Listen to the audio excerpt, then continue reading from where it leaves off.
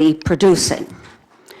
I am not convinced that this board or Oakland Community Health Network really understands the needs of the men, women, and children who use services. I don't believe you have their best interests at heart. I think this is a business proposition.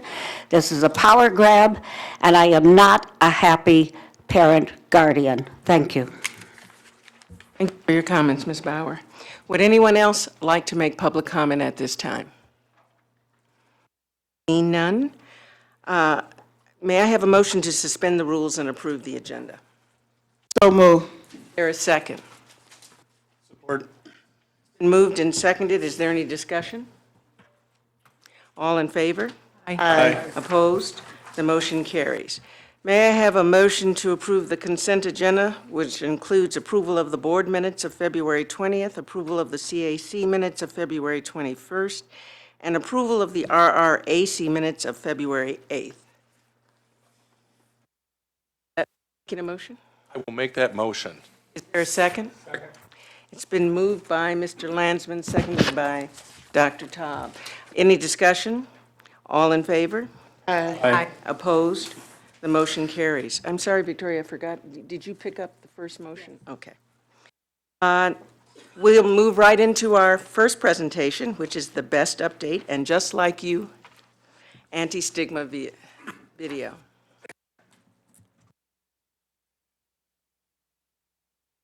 That includes our board member, Malkia Newman, Vicki Suter, Annette Downey, and Stephanie Laird.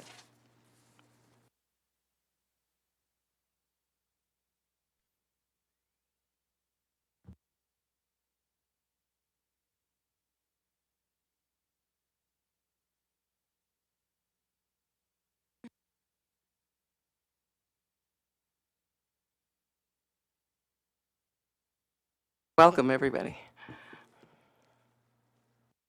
Thank you for having us. You know, whenever I come to present, I always bring a group.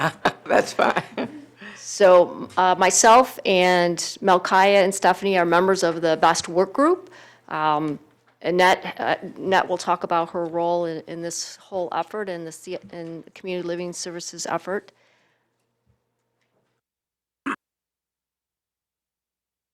Malkia is going to lead us off. You need a microphone? Oh, okay. Just use this one. This is the first time I sat on this side of the table to talk to the board. I am talking about why this video was created. I believe it's been about 3 years ago with the annual plan. One of the proposals was that the CNS Anti-Stigma Program would collaborate with Community Living Services to produce a presentation to direct care staff. The anti-stigma team had been doing a lot of work in the mental health, with people that work with people with mental health, and it was felt that we needed to do more to reach out to people who were working with people who had developmental disabilities. So we were working on a presentation, my team, along with Stephanie Laird and David Taylor. And it got to be a little difficult because we were getting busier and busier. Stephanie and David were getting more and more famous. It was harder to pull us all together as a group to get work done. So the idea came up, why don't we do a video? And that's how and why this video was created. And we're very proud of the work and very excited to show it to the board for the first time. So there's a couple things that we're going to talk about before we show the video. I do want to give my friend Tiffany Devon credit. She was the director-producer of the video. She works for Community Living Services. So it was a fantastic collaborative effort between CLS, CNS, and Oakland Community Health Network to produce a video that I think you're going to really enjoy. We've gotten great feedback about.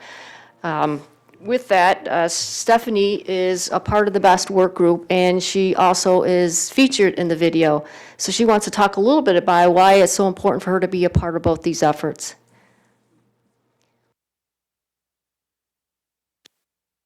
The reason it's important for me to be part of BEST is just to start just to continue to end stigma, because unfortunately we've come a long way, but I feel like there's still a lot of stigma. People either have misconceptions, of that they think people with disabilities can or can't do something. And the reason I was so proud to be part of this video and agreed to it right away was I just wanted to get the word out and share a little bit of my story and my life.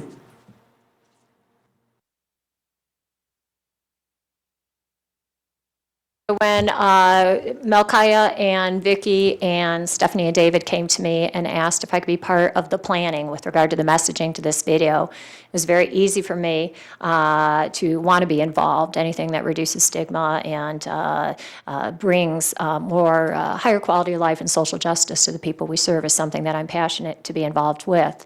We did have a lot of dialogue and planning meetings to try and determine what the right messaging would be, how it could be something easily received by direct support professionals, people at all levels of provider organizations, and our global community as a whole. So I was really thrilled when we agreed on the messaging, I'm just like you. And you'll see that throughout the entire video, that our point of view that we're hoping gets communicated through this video is regardless of disability labels and regardless of anything that somebody may be born with or diagnosed with, their quality of life and expectations about what they can achieve should be the same for all people. So with that, let's go ahead and watch the video.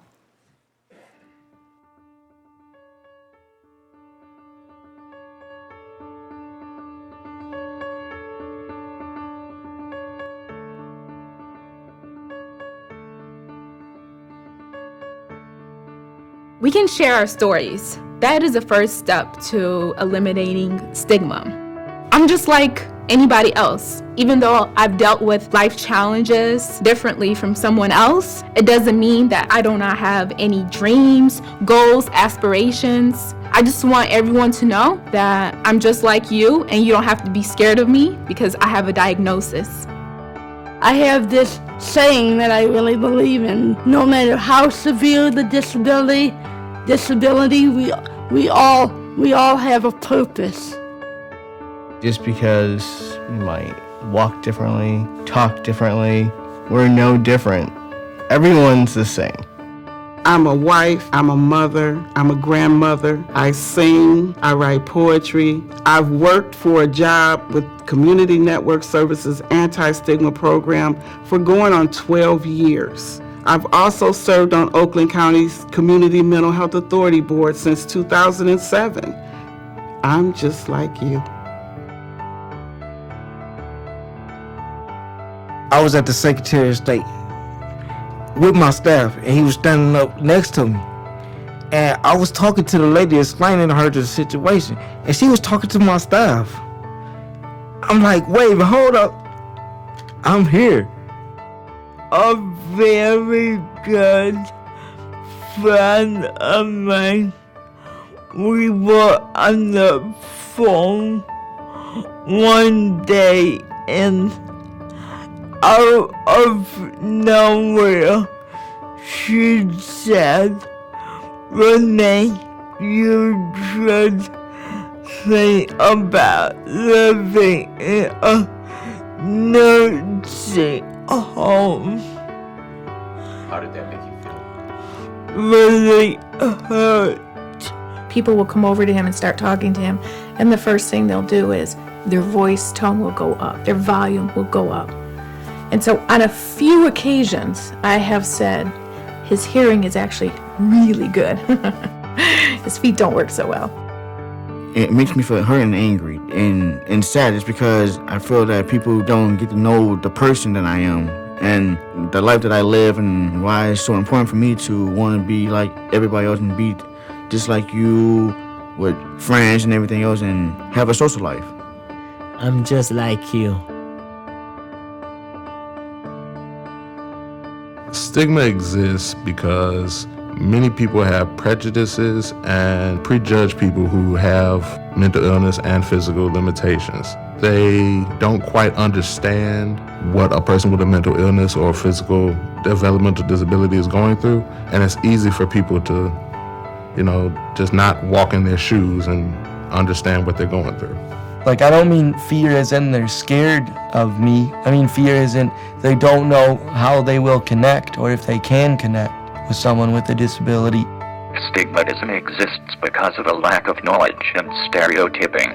People who have a disability, whether it is physical, emotional or mental, can still work, live independently as well as have friends, to live a normal life. I feel as though people who stigmatize others need to learn more about different disabilities and not judge others by how they walk, talk or feel. I'm just like you. What we can do as a society is educate ourselves and not make assumptions. You might be surprised at what you find out, that what you thought a person was capable of doing or what their dreams, goals, and aspirations might be could be so far beyond what you thought that person can do. So you really need to take the time to get to know people on an individual basis. Everybody should treat people like they want to be treated and not like a little child. If you find yourself in a situation where you're around somebody with a disability and you're starting to think something about them, take that split second before you say or act on your assumption. Just because two people that both have a disability doesn't mean that they can't live a fully functional marriage just like any other able-bodied couple can. I'm just like you. I had someone come to me who was on crutches who want to get married. I told him, go for it, make your dream come true. Like, live like you don't have a disability and always put yourself forward when you're introducing yourself to somebody. If they bring up something and they don't think you'll know about it and they say, oh, sorry, like, just tell them, like, no, I know about that stuff. It doesn't matter that I have a disability. Go with the flow of your family and who your family is. Don't try and be what your next door neighbor or your relatives or someone else is or wants you to be. Just do what's right for your family. I prefer that they give me more independence, but I would rather, if they're not sure, I would rather they ask me if I need help. We have to challenge stigma so that people who are in positions of authority, who make laws, who determine funding, understand that we're people too, and we have needs just like everybody else's. We desire a good quality of life, and if you have stigmatizing ideas, it limits you. I'm just like you. I'm just like you.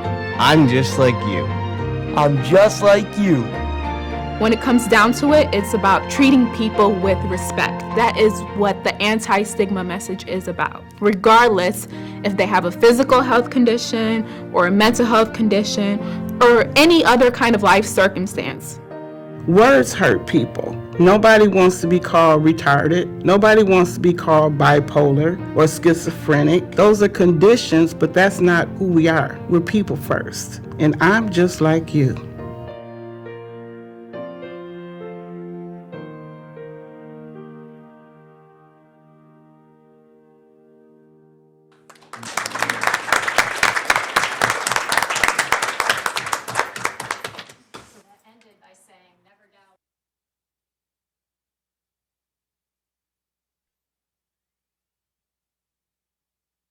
Hello? Okay. So as you can see, those of us who worked on this video for quite some time are really proud of it and still very touched by it and the messages and the feedback we've gotten the places we have shown the video thus far have been similar in reaction. I could share some of that feedback, but we thought maybe we'd open it up and see what the board's gut reaction is to the work and the video, and what your feelings are. First of all, it's a wonderful video. Thank you for taking the time to put that together. I have one question. How do you plan to distribute it to make it available so it will educate the public? So I know Vicky's going to go into the training curriculum, that we do intend to use this video as part of a training curriculum for direct support professionals. I will tell you to date, though, I know Melkaya and I have both shared it pretty broadly amongst our agencies, all staff meetings with our board, with our CIC, and with our network of providers. So we're sharing the video and we're sharing the message. I know also it's being shared nationally through the National Leadership Institute on Developmental Disabilities out of the University of Delaware. They do institutes both in Delaware and nationally, so it's been shown in at least 6 different states so far. But here in Oakland County, the intended audience was direct support professionals, so there is a whole curriculum that's outlined, and Vicki is going to go into more detail about that. Or she does, in terms of the public in general, I think this would be an excellent video for them. So how do you plan to distribute it through TV? It's already on OCHN's website, and it has been since last September. You can go directly on our website. No, I appreciate that, but I'm talking about getting it into mainstream media. That's a great idea, and I believe our work group did mention that. I believe I mentioned that to Christine. I don't think we've been able to do anything with that yet, but thanks for reminding us of that idea. And I do know that we have lots of links with public broadcast television as well. So, I mean, just yesterday I was contacted by Community Coroner wanting to feature, so I know we have some resources to get it out there. Are there other board members with comments at this time? Then did you want to go ahead? And I did want to share that the anti-stigma program has taken a video out of state also. Last year, we went to Phoenix to the International Peer Support Conference and shared it.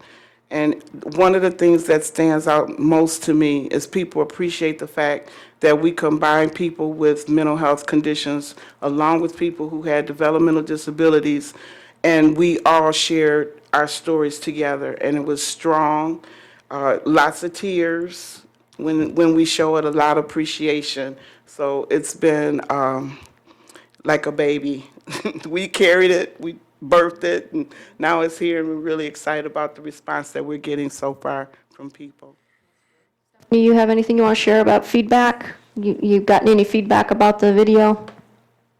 Just that people really enjoy it, and I'm getting a lot out of it.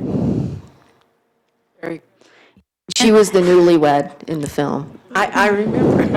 And as a side note, I've actually had people tell me, because me and my husband kissing it should be rated PG.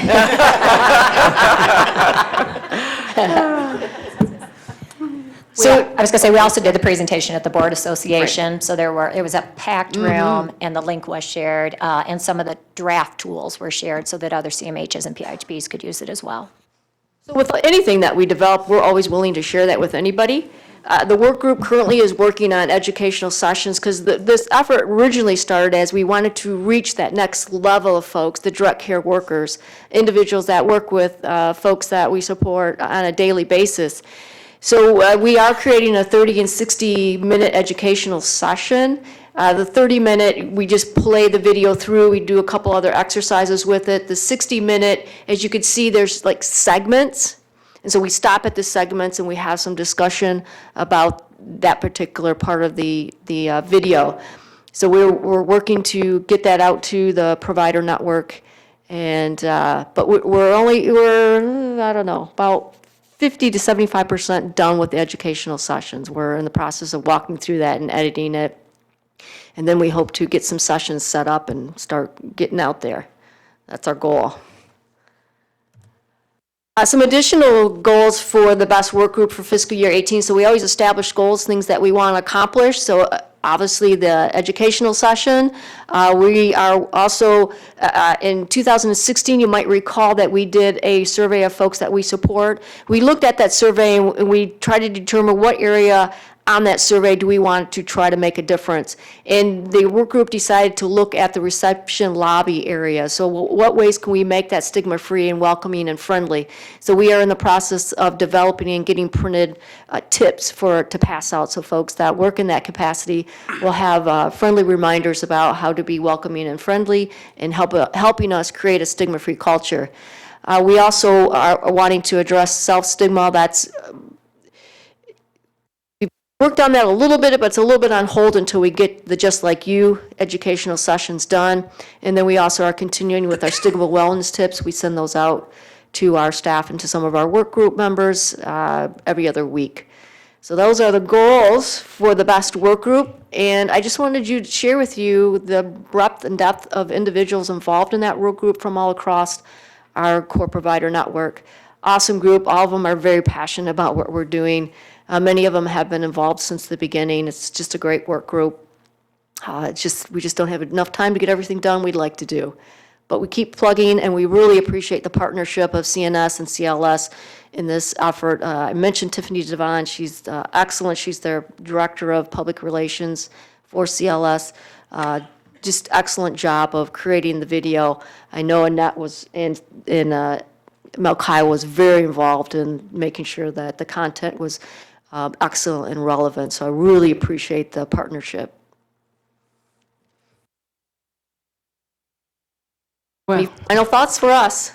Are there any questions or comments? I just had a question with the political arena. Is there ever an opportunity to present up at the legislature to have some, at a session, I think if you'd approach? It actually, May 6th was legislative day for the Development Disability Council, I believe. Molly Feely, who's part of our work group, was up there, and they did show the video. They had a room where everybody was kind of gathering. I don't know if there was any elected officials there, but they did show the video, and they did post it on their site. So, but that's another great idea, using it as our efforts with our elected officials. Yeah, just letting them know that it's out there is important, too. Other comments or questions? The other thing I did want you to know is that actually it has been shared on media already, so it has been out there.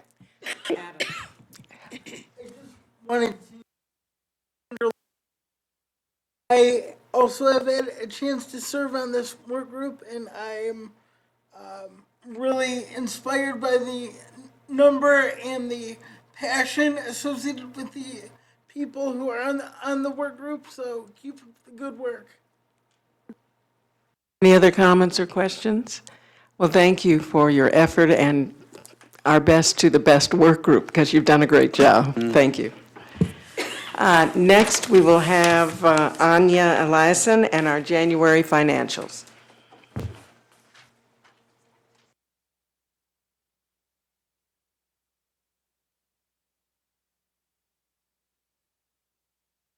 Good evening. It was a little smoother finding the page than last about it, so hopefully. Well, if you give us the page number. It's page 5 is where I'm starting on Okay. financials. For us, there you go, that one. So as usual, we'll start with the comparative statement of net position, and I'll outline some of the key areas that I want to point out to you. If you look at cash and cash equivalents, you'll see a significant drop from last month, but you'll see a corresponding drop in accounts payable to vendors and providers from last month. So that's one of those accounts that is typically just a timing issue, depending on whether we've pushed out payments for the month or where we're at in pushing out payments for the month. So you'll see that one fluctuate a bit. What you also see there in investments is a drop from 45 to 40. So what's going on there is, as we have planned in this fiscal year budget, is the use of some reserves. So you'll see that drop a little bit here and there as the investments mature. We're having them deposited in our account in order to have the cash to support that.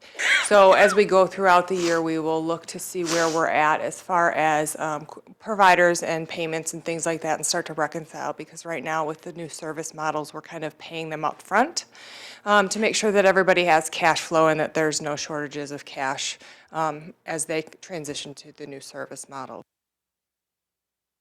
Moving down to the building asset, you'll see that one goes up as we continue to pay down the mortgage. You'll see that goes up and the mortgage note goes down. So that's just the asset, and you'll see that continue to rise. Moving down to accounts payable vendor, that's the one I mentioned that you see goes down quite a bit from the prior month, and that's because we paid several provider payments and some outstanding ones that hadn't been paid at the timing issue with the last month. Moving down slightly to the capitalized lease Oakland County bond. So what that is the bond homes that were purchased, I don't know, I want to say years ago or so now, that we pay on. We don't pay it every month, but you'll see we did pay that this month, and that's why you see that portion dropped down from almost 270,000. We did pay that. So moving down to net position, as I mentioned earlier, because we have been using reserves this fiscal year, you'll see that net position number negative and continue to increase from a negative perspective because we do have the use of reserves built into this budget. Questions before I move on? I don't see any. Moving on to revenue, which should be your page 6. So if you remember last month, you all approved Budget Amendment 1, and because that was officially approved in February, we have not adjusted the numbers on the January statements yet. So you'll still see some messiness on this because we have not adjusted the numbers, because this is not February financials, because we're a couple months behind on financials related to timing issues. So what you see there is still that Medicaid revenue looks above budget, and that is specifically due to the direct care wage money that was not originally budgeted, but that will be fixed in Budget Amendment 1. You'll see Medicaid waiver revenue, which is the children's waiver revenue. So that one that you heard me talk about last week related to the rates going up in fiscal year 17. So that's what you're starting to see there is the rates have gone up. So we are getting reimbursed at a higher rate. The expense also goes up in an equivalent amount. So that one we push out. It's basically a fee-for-service type program. So the rates go up and that amount gets pushed right out as payments. Moving down to Healthy Michigan, you'll see that one is the revenue is a little over budget, but again, that's direct care wage, so that's another one that will be adjusted in Budget Amendment 1. And then moving down to county match, you'll see that one. We did not get the county match payment in January, so that's just a timing issue. The county just didn't get it out before the end of the month. So I would guess next month you will see it will be over because we will have received 2 payments. And then finally, moving down to income from investments, that's another one. Because we are using reserves this fiscal year, you'll see that to go down, and this one was an adjustment that will need to be adjusted in Budget Amendment 1 to reflect more accurately what we expect to get in income from investments. Anyone have any questions on this one before I move on to expenses?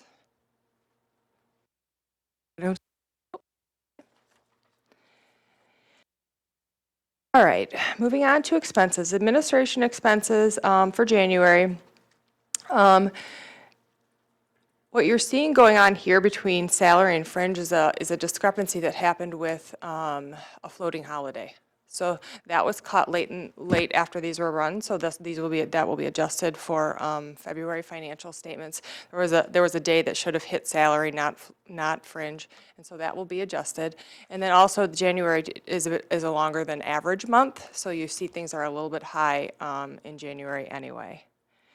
And then moving down, you've heard me talk about this now for a couple of months. A lot of these will be adjusted in Budget Amendment 1. How these are playing out, if you recall, we switched around a bit how this was displayed for this fiscal year.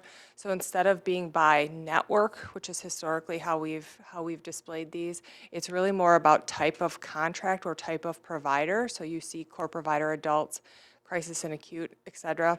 So we're still working through getting those to reflect accurately, and in addition to that, you see the vocational that shows up in there that looks like it's under budget from an expense perspective. But if you recall, January was when we were just transitioning the larger portion of those providers, so there would be a bit of catch-up. So that one's going to fluctuate a bit for the next few months, just as providers got on board and were able to submit claims and things like that. So that one you're going to see fluctuate for the next few months until they get a more consistent pattern of billing and being paid and things like that.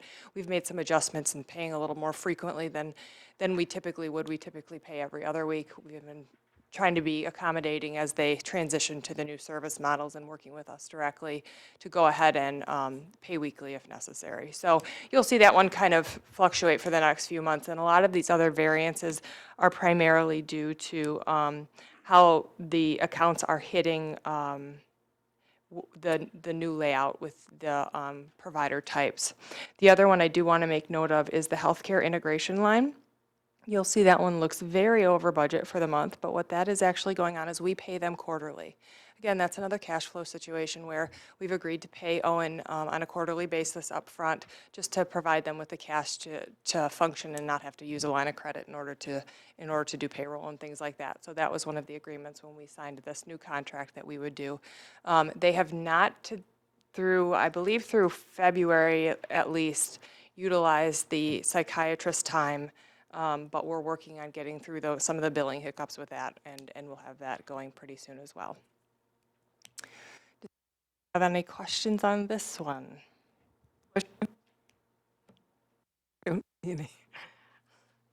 That's it for me then. Okay. Thank you.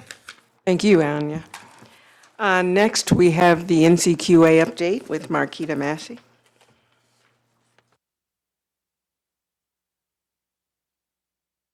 Good evening. I'm Hey, here Marquita. to give you an update on where we are with our preparation efforts for NCQA. We decided to go with pursuing NCQA accreditation several years ago, and the reason for that is because NCQA basically demonstrates an organization's commitment to providing quality care. It assesses the organization's ability to provide oversight of administrative processes. Excuse me, Marquita, can you pull that mic a little closer? I'm sorry to interrupt you. Okay. So we decided to go with NCQA because it basically is an assessment of how well an organization has oversight of its quality and clinical services. It requires that we meet a set of standards that measure this. Some examples that would apply to this is members receive appropriate tests and screenings, evaluation of the use of technology. Are these features available to members? Some technology examples would be the use of e-prescribing, online access to online personal health care records. It also assesses the ability of the program to be able to manage chronic illnesses.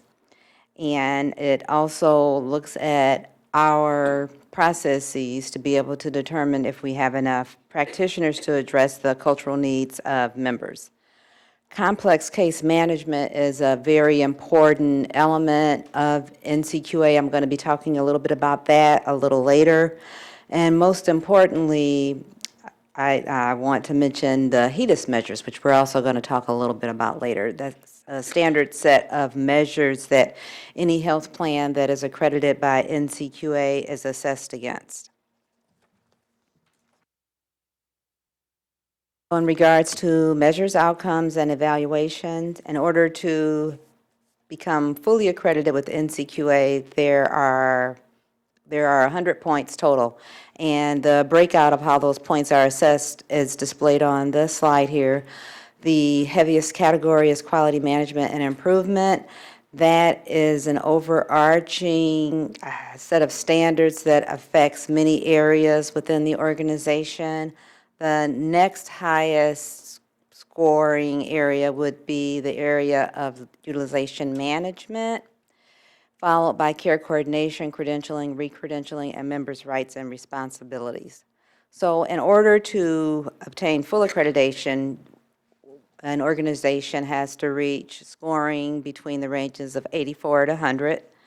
One-year accreditation would be 70 to 83. Provisional would be 60 to 69. And if the standards are assessed at below 60, then you are denied.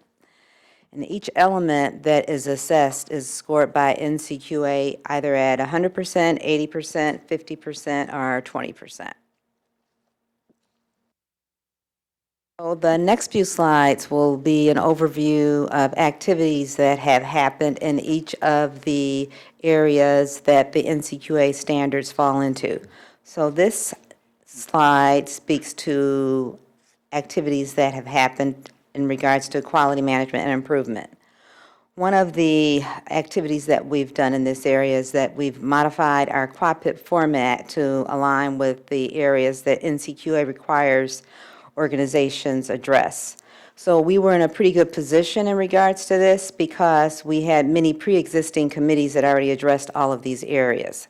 These areas speak to quality of clinical care, the safety of clinical care, quality of service, and member experience. In regards to quality of clinical care, we have a QI Council. That was a committee that was newly created once we decided to pursue NCQA. That's chaired by our medical director. The Quality Council receives reports from all the other quality committees that are in existence within OCHN. Also addressing quality of clinical care, we have our Improving Practices Leadership Team. Clinical leadership from all the core providers sit on that committee, and that's ran and managed by our clinical staff here.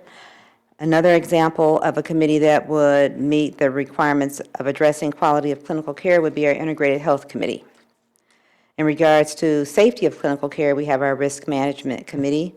Some of the activities that the Risk Management Committee reviews would be, for example, underutilization trends and quality of care issues that would come our way by way of customer services, our recipient rights, and other contacts that our staff have with provider network. We also have the quality of service. Our credentialing and privileging committee would meet that requirement. This is a newly formed committee that we formed after we began to pursue NCQA. We always had these functions here. What types of activities and questions this committee entertains is ensuring that all of the staff here possess the qualifications in order to perform their jobs, and also ensuring that we have policies in place to make sure that providers in the network also maintain those same standards. In regards to member experiences, we have consumer surveys that are administered. We have the mental health statistics and program survey that's administered by DHHS. That's a requirement that we administer. And newly, to meet NCQA requirements, we're having to administer the CAPS survey. It's the Consumer Assessment of Health Plans survey.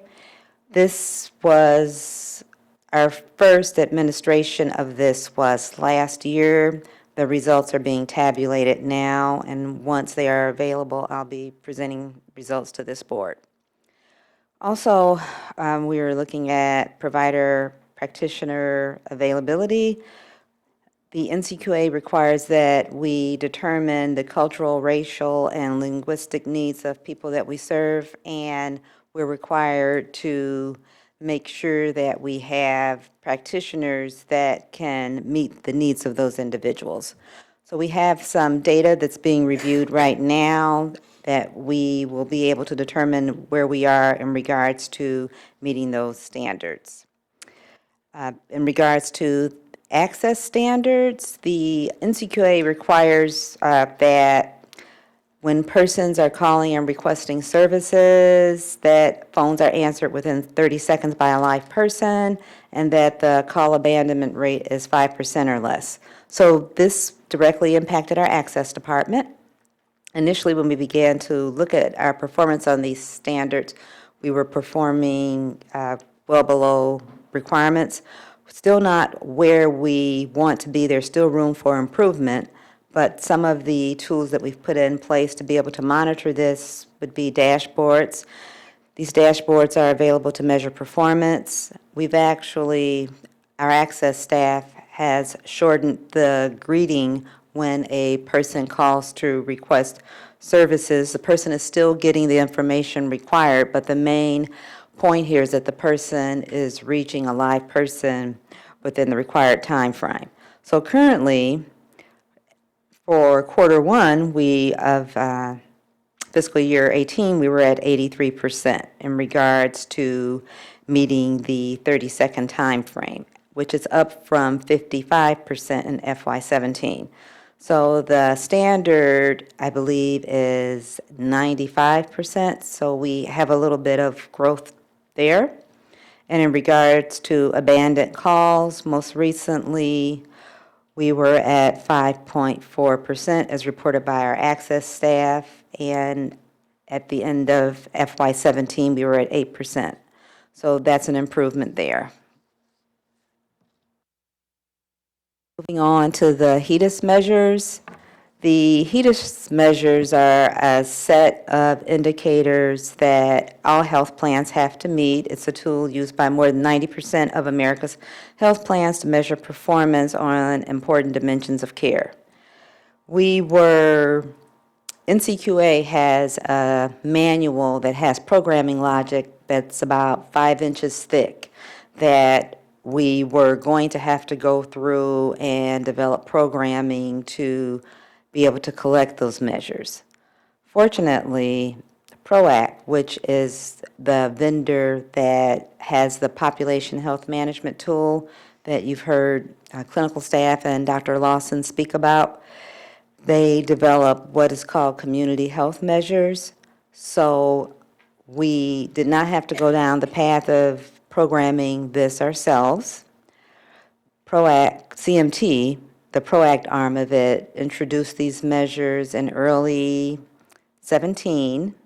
So since that time, we've identified 5 measures that we are going to be focusing on for improvement and sharing our interventions and outcomes with NCQA.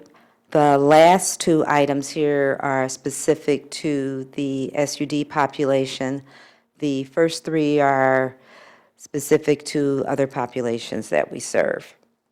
So the good thing about this is that we'll be able to use these measures to help us meet many standards within NCQA. We will also be using the first measure that's here, that's looking at the presence of a diabetes screening for a person diagnosed with schizophrenia or bipolar disorder that was dispensed an antipsychotic medication. We're going to also be using this for our state-selected performance improvement project. Our performance with this measure right now was at 24.3% of persons served were flagged with needing improvement in this measure. So this is going to be a measure that the nurses that are on staff here at OCHN will be working directly with persons to make sure they're following up, that persons are getting their diabetes screening test. This is into complex case management. Complex case management is the program that's managed by our clinical team under the guidance of Dr. Lawson. This is a program that will be new. We will be implementing this beginning in May. This required that a module be developed in OCHN for us to be able to administer the program. The nurses will have a small caseload that they will be managing. This did take a little time to develop the structure in PCE. It's intended to be an enhancement to supports coordination and case management, not a replacement. So what the nursing staff will be doing, and this is basically targeted for persons with serious and chronic medical and behavioral health conditions. They'll be assisting persons in arranging appointments. There'll be a liaison between specialists, providing medical education and medication reconciliation, development of care plans that promote self-management, and ensuring adherence to the person's treatment plan, and also providing condition-specific education. I understand that Dr. Lawson will be providing an in-depth presentation on this in a couple of months. So what I'm providing you with is just a high-level description of what this program will be addressing. The selection criteria for individuals that would be eligible for this program would be individuals that have had multiple hospital admissions, 3 in the last 12 months, multiple ER visits, more than 15 in the last year, individuals with prolonged medical hospitalizations, and individuals with inpatient readmissions within 30 days of discharge, being either psychiatric or medical. The referrals for participation in this program can come from multiple sources, from case managers, hospital staff, from caregivers, from staff here. The referral form is actually on our website under Access and Services, and if you would scroll down to Complex Case Management, you would find that there. During our mock review, the consultants from HPS will be reviewing case files to assess our compliance with meeting these requirements with NCQA. Moving on to care coordination. This looks at how well we are coordinating care and services across systems. One of the items that I'd like to point out here that applies to this is our contract incentive that we have with the Medicaid health plans that looks at follow-up after hospitalization. It requires that persons that are discharged from hospitalization are seen within 30 days of their discharge with a professional. And this applies to both medical and psychiatric hospitalizations. I understand that we are one of the only 2 PIHPs that met this metric, which is noteworthy. The clinical staff here are doing outreach to help to ensure that persons are following through to have that follow-up appointment with a professional. Also, in response to care coordination, our clinical staff here have developed shared care plans with individuals served with the Medicaid health plans. This is something that we've been working on for many years. We can also use this to help us meet our NCQA requirements, so that's a great thing. We can use efforts that we had already had underway to be able to help us meet NCQA. Utilization management. This is also handled by our clinical staff here. This is an area where a little bit of development was required. And the reason being is because for years since we've had a utilization management program here, we've had benefit plans in place that basically outlined the set of services that a person could receive based on their level of need.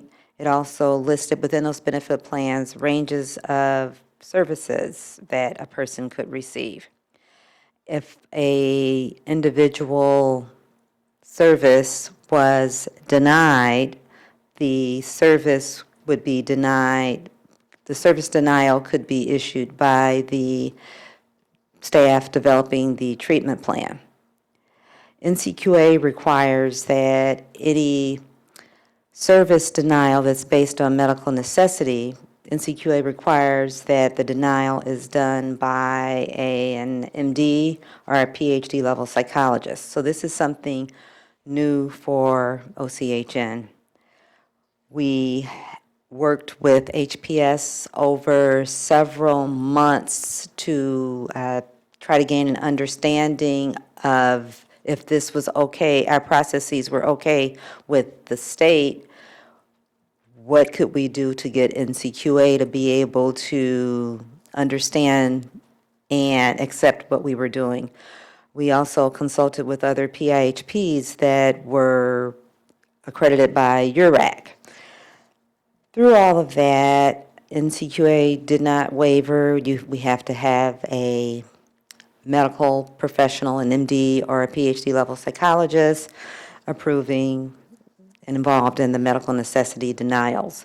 So that required some development here. We also had to hire an individual to be able to perform that function here, and this person came on board here in the second quarter of this fiscal year.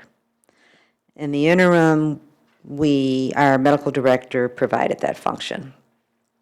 So we had multiple discussions with HPS to ensure that we could come to an understanding of what was actually required, and in the end, we actually made this decision to go forth with this, and at this point, things seem to be moving pretty smoothly.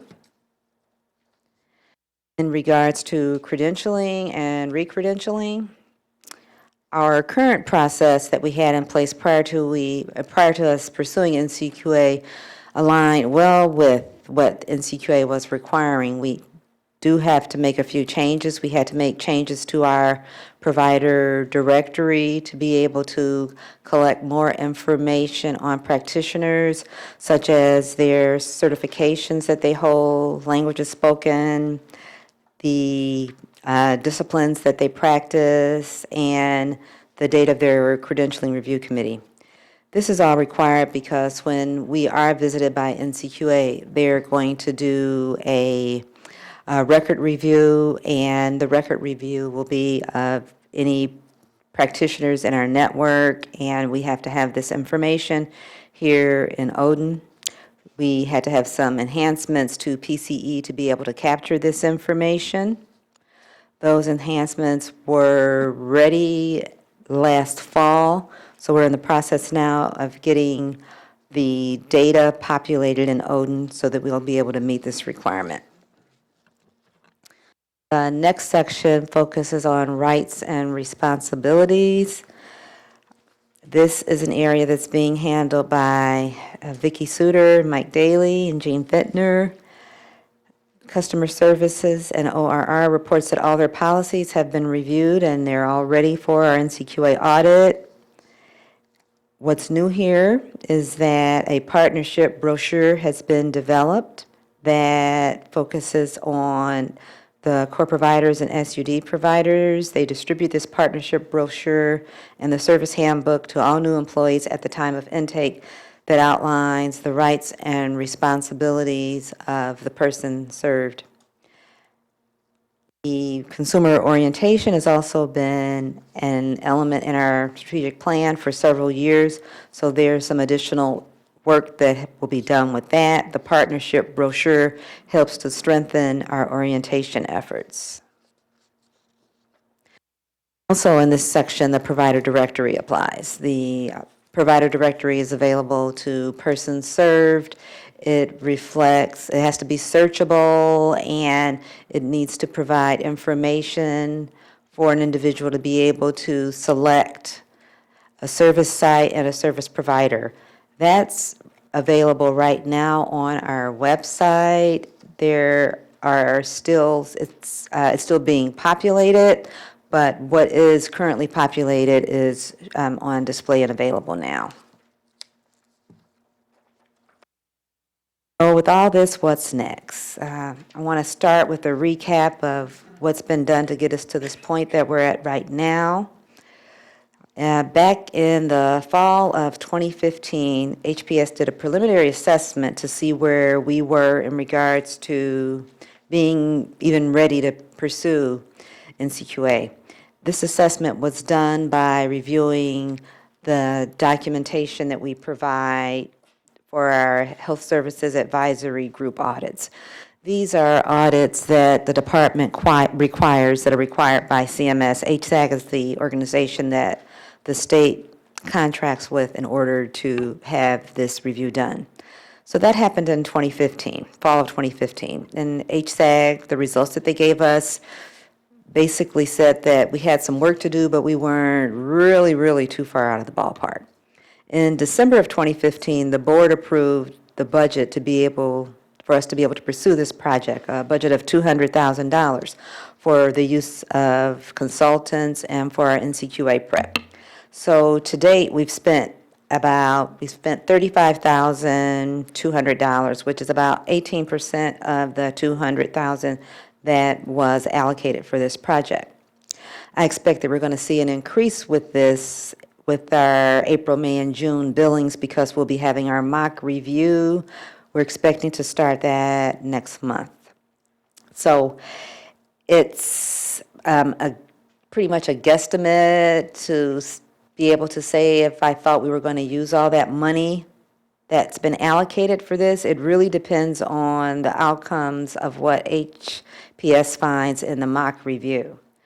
HPS initially indicated that they felt that this project for their contribution would take about 1,300 hours, and to date we've used only 235 hours, so that's about 20%. So we've gone this way because it's important, and we felt that it was important for, I need to back up a bit. Our contract with HPS was actually signed in January of 2016. So that's when HPS really came on board to help us with this. So it's been a little over 2 years since we've been prepping for this project. And I understand that typically organizations start preparing for NCQA about 3 years in advance of their planned survey date. So we're not too far off the mark with this. Of course, all this depends on what HPS finds in our mock review. But our process for preparing for this survey has been for our staff to basically write the policies, develop the procedures, test them, make sure we can live with them and that we understand what the standard is requiring. And to also, for us to be able to identify any needed changes in our EMR to be able to meet NCQA. So we felt that this was a more effective and efficient process than having consultants do the work, and then we would have to still go through and understand what they did and work with them to be able to do it. So we've done this along with our existing jobs, but it has helped us to be able to, as we continue to do our existing work and meet those deadlines, we've been able to keep NCQA in the forefront. So by doing this work ourselves, we've been able to incorporate NCQA into our culture and our work processes. Some of the major developments I went through in the previous slides, but complex case management was a major development that had to basically be started from scratch. It entailed the hiring of the RNs, ODIN development, and training of staff. So it's pretty exciting to actually see this being able to be pulled off in several weeks. So that's really good. The nurses are currently training staff right now on, not training staff, providing an overview and orientation of what complex case management requires. The changes that we had to make in regards to utilization management was also a considerable overhaul for us in regards to being able to ensure that any denials that were based on medical necessity were actually done by the appropriate professionals. We've had to develop policies that would basically speak to that, and I mentioned we had to hire the staff to be able to actually do that. When the mock review is done, the consultants will be reviewing case files to see how well we meet those requirements. The implementation of the HEDIS measures required staff to become familiar with what was actually being measured and to do an assessment to see where we actually were with performance and to be able to develop plans for how we are going to improve performance in that area. The staff from the nursing staff and QM staff work with the Integrated Healthcare Committee to be able to move and get progress in that area. So our plans are to have the mock review in April. Based on the mock review, we plan to be able to implement processes and any policy revisions needed. That will take a couple of months. We'll continue to have ongoing consultation with HPS during that time frame. We are going to submit our application in October. That will be in July. Our look-back period is expected to begin starting in October, and then we are expecting to have our word on our NCQA accreditation in the summer of 2019. What may slightly change this is that we'll be reviewed under the 2018 standards. We've just recently received those. Those will be in effect until July of 2019, which is why our review has to be before July of 2019, because we don't want to go over into another standards year. So we are expecting with this review that we will get full accreditation on our first time and nothing less. And that's our expectation. Thank you, Marquita. That's quite a report, and I know you and the entire organization have been working on this. Are there questions for Marquita? Mr. Landsman. Thank you so much, and I appreciate the briefing and the detail behind it. So, I know it's been a long haul. I know your folks have worked a lot. It's been hard from you didn't even mention the very first thing we had to do, which was redo the provider directory to meet the standard. Really appreciate it. I know it's going to help us evolve, so it's a lot of work, and my recollection seemed that I was off by a year, so it seems like we've been going through this for 3 years. I guess it's only been 2, but it's been a long time. It's been a while, but it's all good. Yeah. So 3 questions that come to mind, because you've answered most everything that I've, was asking about is, the staffing, the extra resources, and the time that it's going to take is backwards. You mentioned something about the look back period, and I wondered, is that a 3-month or a 6-month look back that they're going to be expecting us to be working as if we're already certified? 6-month look back. So that's as of like this summer, or? No, it's October. Once we submit our application, you're supposed to be ready to go once you submit that application.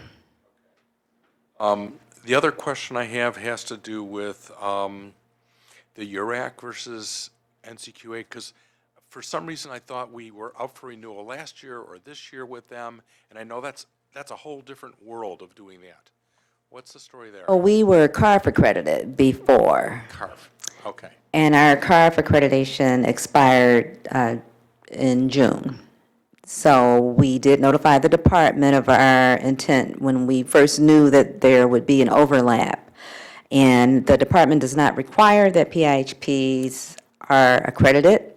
So we did get written confirmation back from the department that confirmed that. So I think we're pretty much good to go.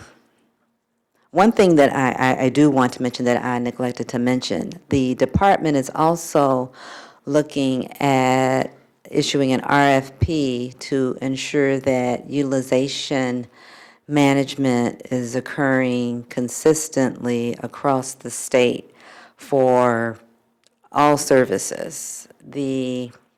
Nicole is on that work group. It pertains to parity. The department will be issuing that RFP in September. Once that gets up and rolling, we will have to make sure that our processes align with that. So that may change slightly some of our plans for and what we have to do to ensure we're ready for NCQA. They will be a bit more, I'm trying to think, definitive about what they're looking for versus past initiatives where they've said, well, we'll come up with what we think we want to see eventually. So, the last question I had to do with phone answering that you had mentioned before, the 95% on time in 30 seconds. Is that something we have to do, or is that something all of our direct and our core providers also have to do? And that pertains directly to our access department, people that are requesting services. Common ground. Just our access, OCHN access. Dr. Klotz. Marquita, for some good reason, you made a decision to go from CARF to NCQA. Is there much overlap, and what was that reasoning to? Because that's quite a change from one to the other. NCQA is recognized as like the gold standard for health plans, whereas CARF is a good accreditation program, but it's really for direct service providers. CARF was a little, they were a little delayed in adopting network standards. I believe our last two CARF reviews were under the network standards, but prior to that, CARF didn't really have anything that would look at an organization's performance overall, whereas NCQA does, and NCQA and JACO. But of course, JACO is more medically, a more medical model, more so than NCQA. Yeah, okay, thank you. Dr. Hans. Thank you for your report, quite extensive. A question about the HEDIS information that you alluded to 24%. I couldn't quite get the diabetic screening. Is that your benchmark, or is it something that has been accomplished? And are there any numbers available for the other criteria that you're looking at? The percentage that I quoted is the percentage of persons flagged. So that would be the percentage of persons served that have not had that screening. So yes, we do have the percentage of persons flagged for the other measures as well. I just don't have them here. But that's something that we measure and that we share the results with our providers. The providers have access to the PROACT tool also, so they can go on and see where they are in regards to performance too. Additional questions or comments? Well, I'm sorry, Ms. Kucharik. How do we compare to other CMHs, and which accreditation tools are they using? Well, right now, there are no PIHPs that have NCQA accreditation yet. There are a couple that have URAC. I know that Detroit Wayne has submitted their application, and that Macomb is working on NCQA as well. Most of the PIHPs right now are CARF, or either COA. So once we become NCQA accredited, that'll be a proud moment for us. Any other comments or questions? I just want to say thank you for that comprehensive report, as usual, and we appreciate your confidence that we will get the NCQA. Thank you. Okay. Next, we'll have our service network team update with Jillian Trumbull.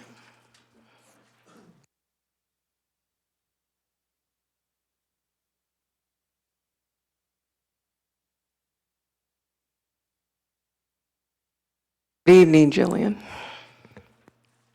Good evening, how are you? Good.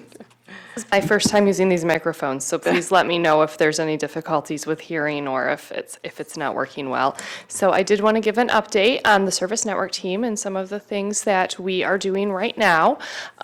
Moving along to the first slide, just as a general reminder, these are the general areas of oversight that my team oversees. We work with the providers of adults with mental illness, providers of services to children with serious emotional disturbances, people with intellectual and developmental disabilities. We also oversee employment and skill building services and housing.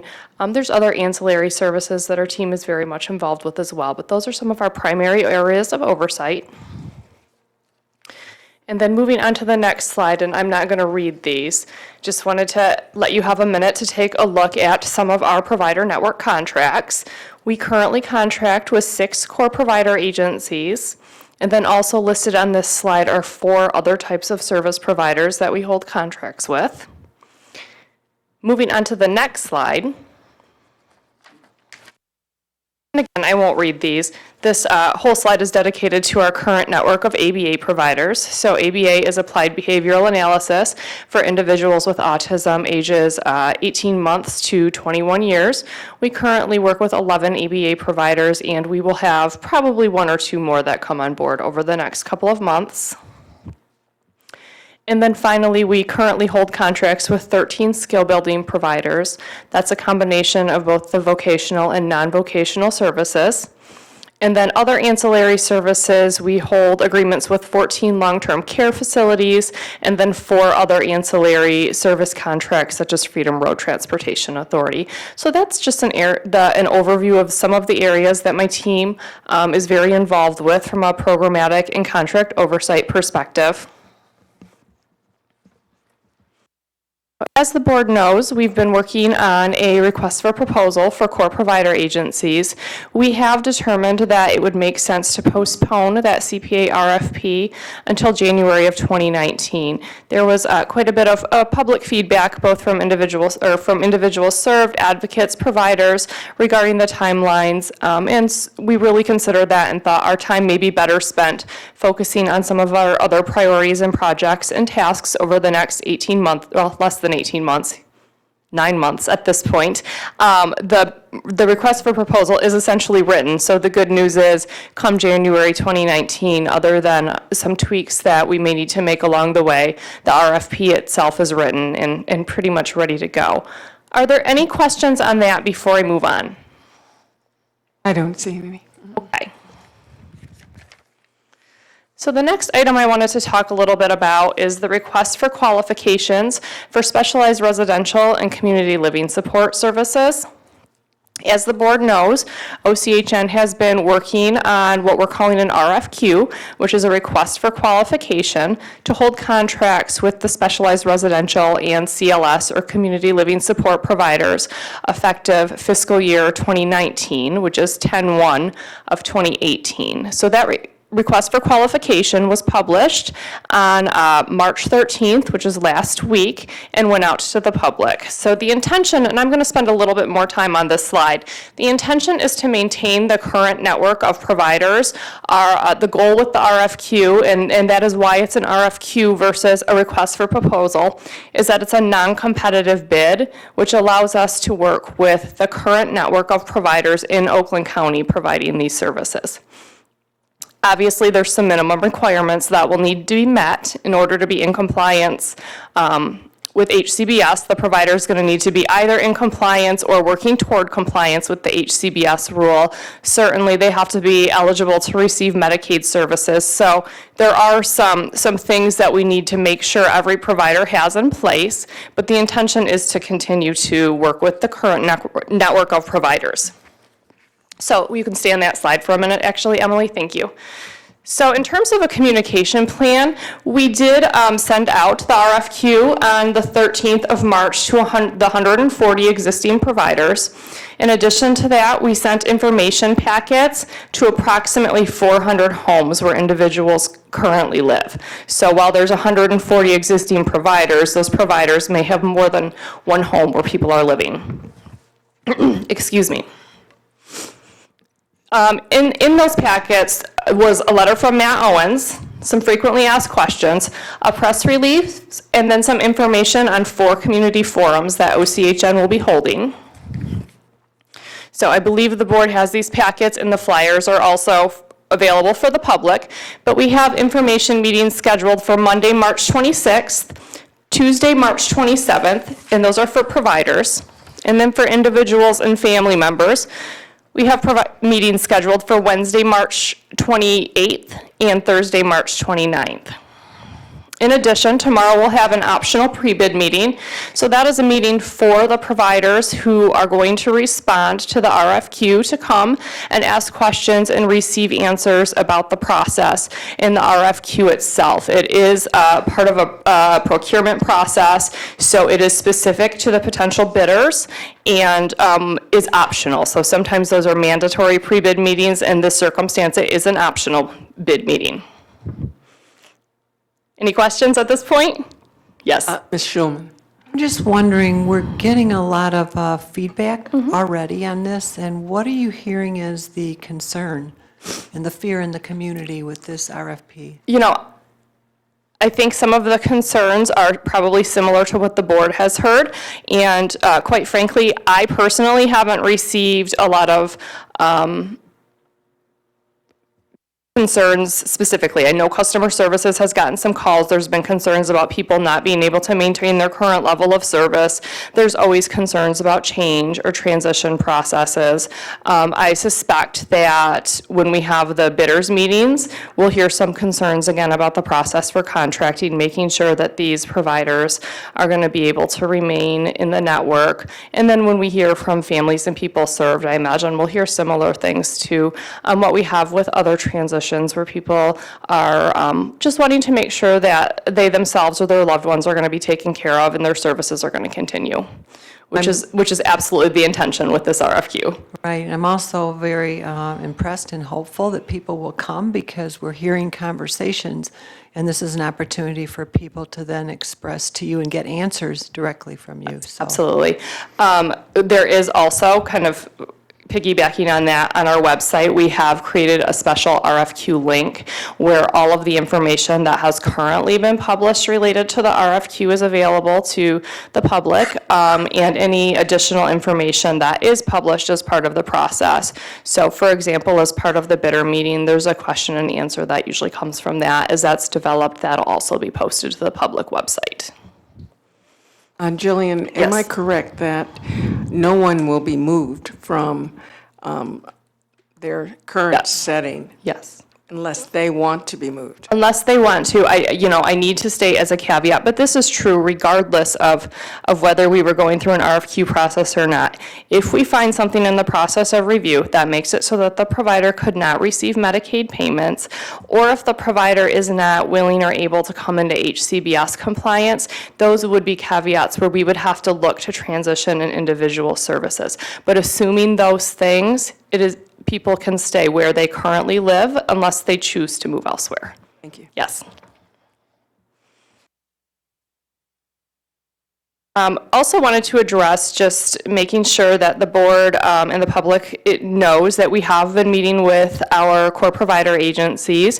The first meeting as far back as 2015 to talk about our plans and intentions to move forward with holding these contracts. So over the last 2.5 years at this point, there has been conversations. The core provider agencies are aware that this has been part of our plan for the last several years. We have also had conversations with MDHHS, which was the Michigan Department of Health and Human Services, which was part of conversations about the department wanting to assure that there was efficiencies within the system.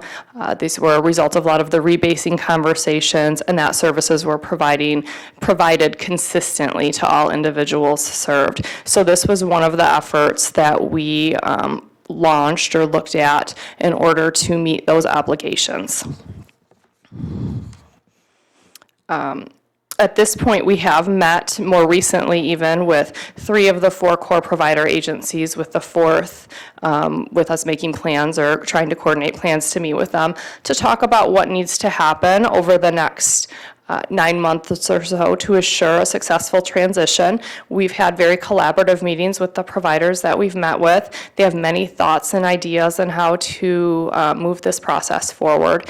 And I think we're going to be able to continue to collaborate very well together to make sure that at the level of the individual receiving services, they don't actually really feel that there was any kind of shift. Their services continue as they've always continued.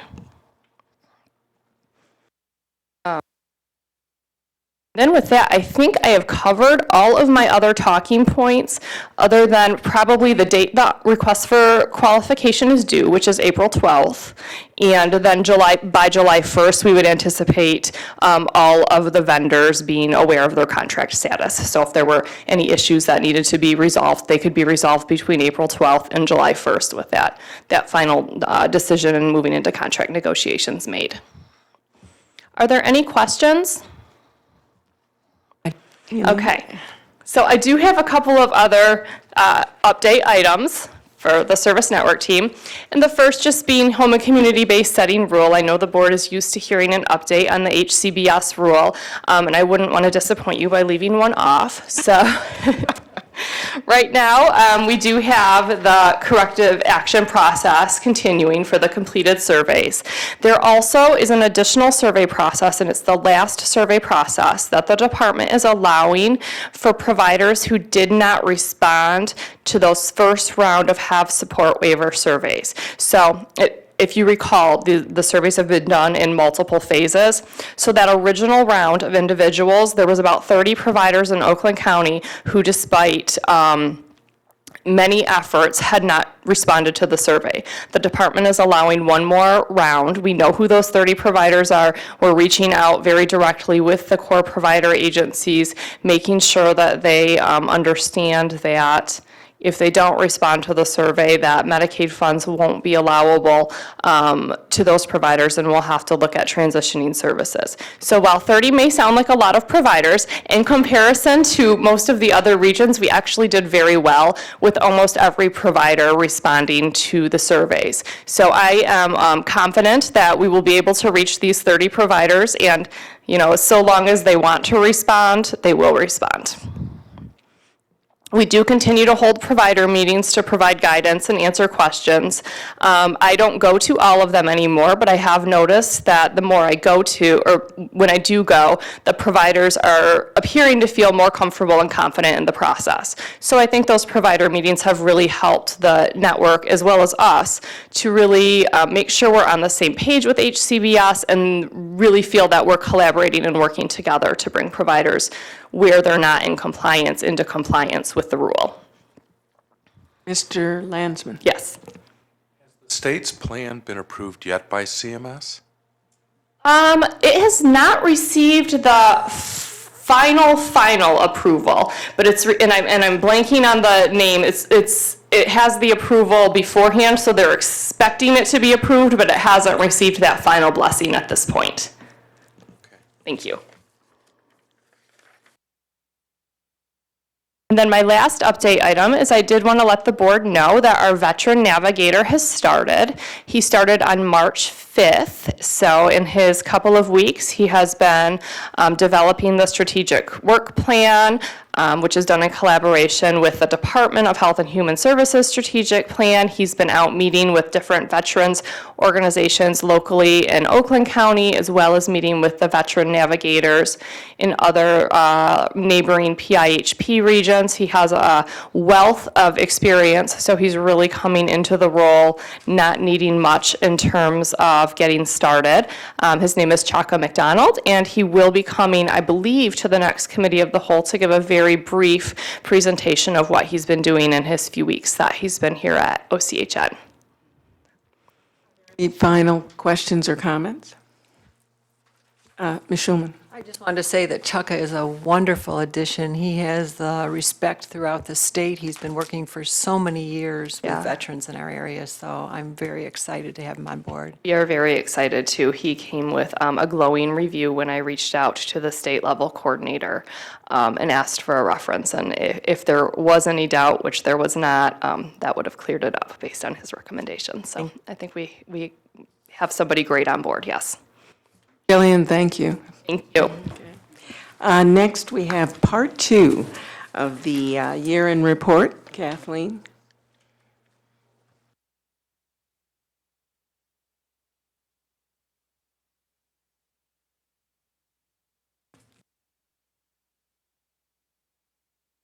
And Kathleen? Good evening. I'm happy to move on to part 2 of the FY17 annual plan year-end report. As many of you know, there are 7 priority areas in our current strategic plan and annual plan. Tonight I'm going to talk about points 4 and 5. The first one is to address children, youth, and families. And we are really looking at evidence-based practices and moving on with the slide. Our intent is to increase the capacity of evidence-based practices for youth relative to trauma-focused cognitive behavioral therapy, as well as parent management training, the Oregon model. I might say I read an article today from SAMHSA that tonight Oprah Winfrey is going to be doing a special.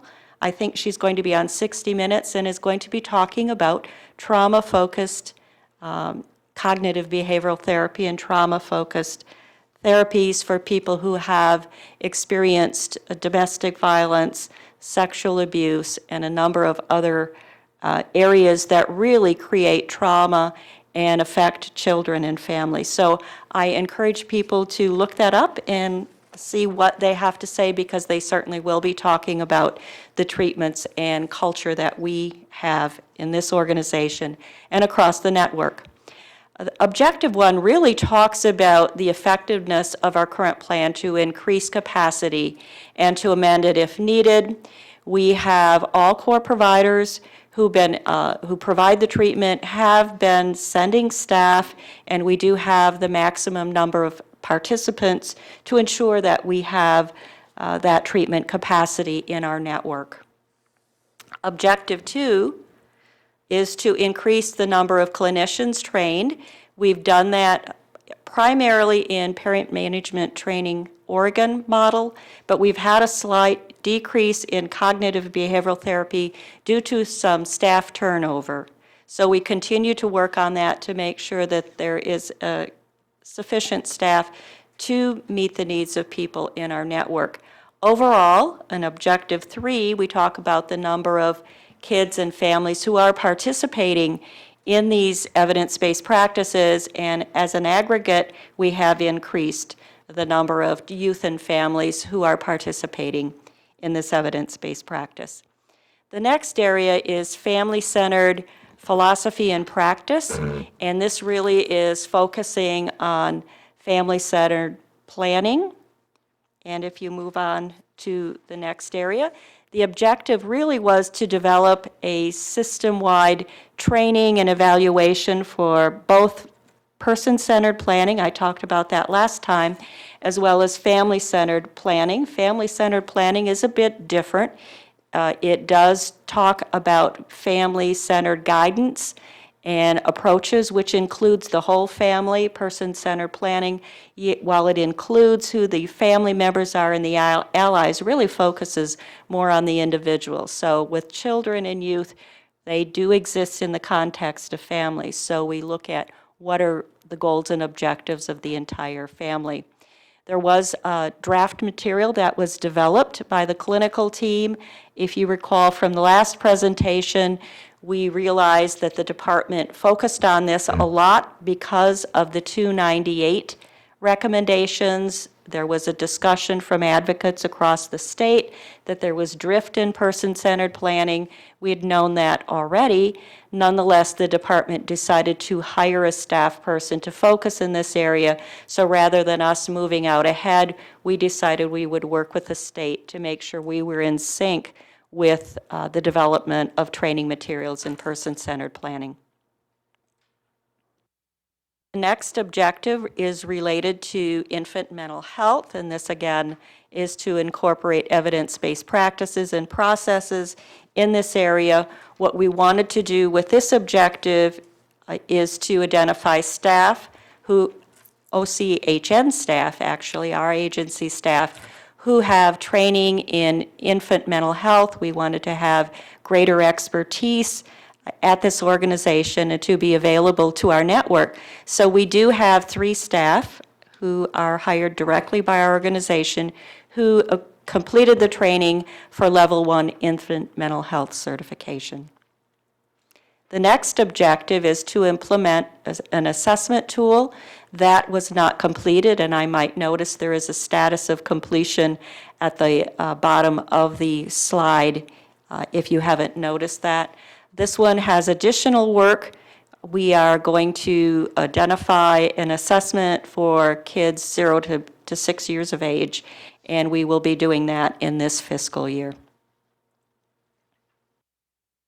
Next area is mental health awareness. Many of you are aware of the fact that we have a grant in consort with the Oakland Intermediate School Districts, and we've been providing with them mental health access information to the schools, and certainly youth mental health first aid. We have adult mental health first aid that was rolled out first, and so we've been working for the last several years through the Project Aware grant to do mental health first aid in the schools.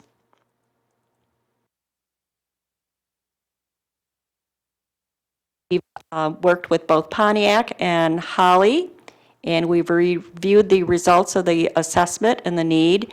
We do have, as a result of this grant, it is grant funded, a half-time position that is embedded with the intermediate school district to partner in this project. And I guess I'd have to say we've done this in advance. It certainly is timely because of the violence that has been and continues to happen in our schools. That has been a top priority of discussion, whether it's within the school systems, within the mental health agencies, and certainly with the law enforcement community. So we've seen a stepped-up discussion across those organizations, and we have been involved in those discussions to improve not only mental health awareness and early intervention in the schools, but also in consort with training with the law enforcement agency. Peer support always is front and center. Over the last number of years, we've seen the advent of peer specialists, all the way through to youth specialists, parent guides. So in this particular objective, we were focusing on the development of parent support partners, and those partners or parent groups would work with persons or family members, people with intellectual and developmental disabilities. So people have been identified, trained, and are providing services, and we certainly want to step that up and increase the number of parent support partners who can then pair with families who come to us for services, to work through the processes. As we all know, it's a very complex system, and we have found that peers and parent guides are very successful in helping people navigate the system. School transition continues to be a strong area of focus. We have once again stepped up our collaborative work with the schools. In case you don't know, there is a guide on school transition, and it really talks about from youth to adulthood. So the schools are responsible for working with youth to prepare them for adulthood, whether it's employment opportunities, whether it's how to live on their own in the community, and we collaborate with them to provide guidance about the services that we provide to people once they graduate, but also to work with them and helping them and family members understand that all people have goals and aspirations. People want a good place to live. They would like continuing education, perhaps, and a good employment, and to bring home a good paycheck like anybody. So I think I've answered that one. So if we go on, Objective 2 really talked about re-signing an interagency commitment, and that was done in December of 2016. Willie Brooks, our CEO at the time, did sign that resolution of engagement, as well as the superintendent of the intermediate school district. Youth suicide certainly has been front and center. I'm sorry to have to say that. It continues to be one of our focus areas, and as you know, you have heard people come and present. We have the youth suicide prevention grant activities in consort with the school district as well as the Oakland County Health Division. We do provide grant reporting to the department, and many of you know that the University of Michigan is also involved in the evaluative processes. Second objective in this area is to coordinate a network event for youth. Many of you have heard of the OK to Say initiative. It really is having youth pay attention to each other and to have a place to go, a phone number or to call or to go to their staff personnel to say, hey, somebody talked to me. They may be thinking of harming themselves, and then to be able to provide some intervention. So youth suicide prevention toolkits were developed and distributed throughout the county as a result of this grant initiative.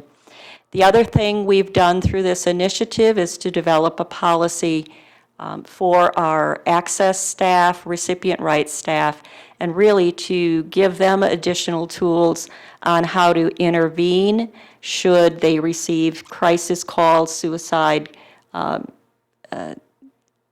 ideation calls, and so that they can get people to the right intervention. So we do have that policy developed and in our manual. Next objective is to participate in community forums, and these discussions are led by the Health Division. I'm happy to say that we have a very positive relationship with the Health Division, not only in the youth suicide prevention grant, but in other areas. We did have events in October of 2016 and in May of 2017, and those events continue into this fiscal year. I talked earlier about trauma-informed practices. We also have a grant that was called the Breakthrough Series, and it was done in consort with our local Department of Human Services, as we call it, or the Children's Division of our department. That commitment for the Breakthrough Series ended at the beginning of October, or this fiscal year. We do know that the Department of Human Service Children's Division continues to use the trauma screening and the assessment tools that were implemented at that point in time. We coordinate trainings with the local child welfare agency, and again, that staff has been trained in trauma-informed care, and they have now a crisis management team who addresses secondary trauma, and that's when you have frontline staff who are very involved with youth and families, complex, very hard issues. It drains people emotionally. It taps people's own trauma experiences, so it is basically a organized debriefing or one-on-one debriefing as well as group debriefing on how people are doing to really address their own trauma and provide some emotional relief to staff. I might say that this organization has also attended to secondary trauma approaches also. Any questions on children, youth, and families before I go on with criminal justice? The anti-stigma team did a presentation for the foster care youth last week, and it made me think about assessments and whether or not we are assessing young people who are part of that system. And I see you talk about MDCH, the department, but does that include the foster care system or not? That Yes, that would include the foster care system, so it would be all youth. All youth at this point are being assessed when they come into the system? That I will have to double check. I do know that the children's staff, Department of Human Services children's staff, had been trained in the trauma tools. I would like to think that on entrance to the system, that's usually what happens, and then on an ongoing basis. But I will check and get you some information on that. Thank you. You're welcome. Additional questions? Ms. Schulman? Kathleen, are we continuing to try to get state approval for our mobile crisis unit? Yes, we are. That is a requirement in this year's contract. We are expected to have a children's mobile crisis unit developed by October 1st of this year, or into FY19 calendar year. So we have worked with an organization and have submitted an application to the department to get that mobile crisis unit approved. We're in the process now of getting more detail, and we'll be bringing some information to the board about how that process would work and some costing around that. You're welcome. Additional questions?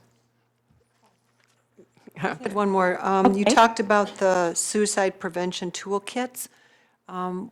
What's really in those kits, and are they just going to schools, or are we reaching out to other kinds of organizations and perhaps clergy, religious? You know, I have to go through all of that. We recently had a training for a number of staff at this building, and I know there's a number of toolkits or documents in there that are focused on people in the schools. I did see a guide for families on how to recognize for themselves, family members, if there are, signs and symptoms that they should pay attention to. So I know that you have often talked about the faith-based communities, and I do know that we need to do more work there to really do some outreach in that area. Right now, the focus of this coalition has been with the schools and certainly with family members and dissemination of information through the public health divisions, since they are our partner. Yeah, I'm hopeful that the toolkits are directing so that when people do come into a situation where they need help, that they can pragmatically know who to call, how to begin the process, so that it sort of sets people up with a recipe, if you will, for helping others. Yes, it does have that, all that information. I know that folks came and talked a bit about that, but maybe it would be helpful if we could give everyone on the board a preview of what that toolkit looks like, so that you could get a sense. Certainly, there's a contact that can be made. It tells you who to call, certainly if it's access for someone new, but there's also who to contact within the school department or schools if people do notice that somebody is in need. There's so much stigma around that people are afraid to take that step to try to help somebody else because they don't know where to begin and they don't know how to simply give them a piece of information that will start the ball rolling. So That is very correct, and certainly the okay to say approach is a mantra and a program. I do know that there's a great deal of stigma, so it's really hard for people to come and step up. So it's all so intertwined with, yes, you can say okay to say, but really, will you step up and talk about yourself or talk about somebody who you see may be in distress? I applaud all this work. I mean, in addition to Melchiah's anti-stigma and that work, and plus this work, so important that it becomes mainstream, that people are comfortable with helping each other. Unfortunately, with all the violence that we've seen or heard about, I think there's more people talking about it. I'm hopeful in this county, at least, with some of the discussions, even most recently, that Diana has had with the law enforcement agencies in the school, the health division was there, that people are talking in a broader sense. It's not just how do we manage the violence itself, but mental health is a part of it.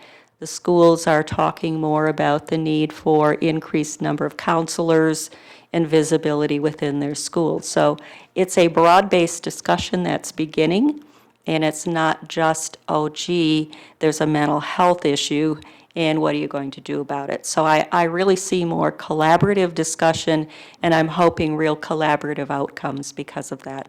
I think humanizing those that are ready to help, that they want to help, they want to listen. So I think that's really important, that people know they're going to get a warm embrace when they come for help, and not that end of the road calling somewhere and getting no help. Well, the last thing we want is for someone to say, gee, somebody said this to me and I didn't know what to do. So there are some very basic things, and knowing where to go for help is certainly one of them. You're welcome. Could I just ask, Diana, did you have any comments on your meeting? I do, but I'm going to save it for my director's report. Okay, good deal. Well, that's a good segue, almost a segue. I'm not finished with mine, however. I know. So next criminal, oh, I'm sorry, Ms. Newman. Speaking of suicide prevention, Waterford just had another young child that completed suicide last week. And I was really disturbed by what the parents had to say, because the young girl had been bullied at school. So even though we're having these discussions, there's still things going on that we can't seem to get in front of, and helping the parents to recognize what's going on with their child, because she was having physical complaints and didn't want to go to school, but the parent didn't know how to interpret that. So I'm just wondering, we're reaching out to the teachers and the students, but are we reaching out to the parents as well, so that they know what they're hearing or what it could possibly be? Certainly that is part of the plan. I think sometimes, as we all know, people don't really hear the information until they're on top of it. And we can say, gee, we've had this information available to people.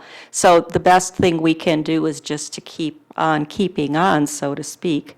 Although I do have to say, recently, Christine Burke and I have had a conversation about accessing the schools via the PTAs.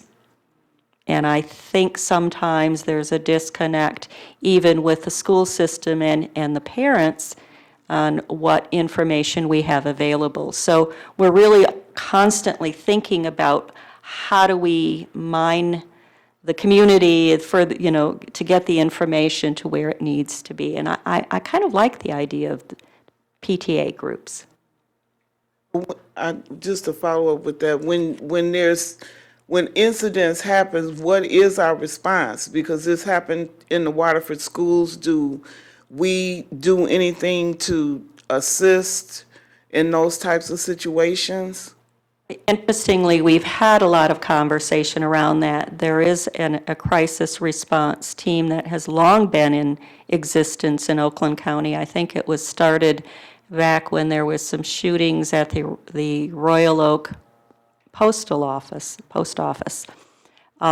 So the call does go into common ground usually, and then there's a deployment of a group of volunteers who have been trained in crisis training to go out, certainly if they're available. We're also talking to the schools, and they seem to want to more and more step up their visibility in sending crisis teams out to the schools, because certainly if it's youth, then we know that we have a crisis in the school. So, or to respond to families directly who are involved in the incident. When situations like this come to the light, do we make an effort to reach out to the school, or are we waiting for the school to contact us? No, we make an effort to reach out to the school. Right now, we're trying to smooth the process so we have a checks and balance. If we hear about it, we try to make sure that the school is aware of it. Sometimes they're not. and in which case we've done our job. Other times, we want to make sure we are aware of it, or that we get notified when the team goes out. Additional questions or comments? Then we'll go on to criminal justice. Okay. I feel like I'm going to be going through, I guess we're doing our job, because we had a very extensive criminal justice report not too long ago, but I do want to just quickly go through the initiatives of criminal justice. So we have talked about the Stepping Up initiative a long time ago. It is a national initiative basically around jail diversion to reduce the number of people in jails. We quickly got on top of that. We are one of the Stepping Up counties. We got ourselves registered at the national level. So if you go to the Stepping Up website and you click on the map, you will see Michigan.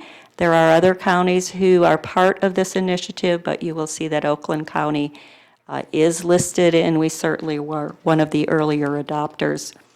So with Stepping Up, it really means that you collaborate with key partners, and we have worked with the local justice systems and certainly other community partners to establish plans. Part of the planning here was, Objective 1 was to develop a seminar or conference. We kind of put that off to the side because we did get at the opportunity to develop training for the corrections officers in the Oakland County Jail. So through the corrections officers initiative, approximately 500 people through the Oakland County Jail and the Sheriff's Office were trained. We do want to continue to look at seminars and conferences, however, around this.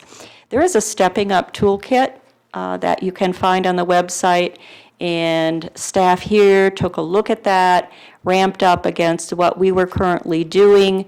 We really, at the initial stages, we're doing a lot of jail diversion activities, and really a lot of the work that we've continued to do has met the Stepping Up efforts as well as exceeding the efforts on a national level. So we're very happy with the work that we've done, and I know you've seen a lot of the things that have occurred to really do some fine jail diversion.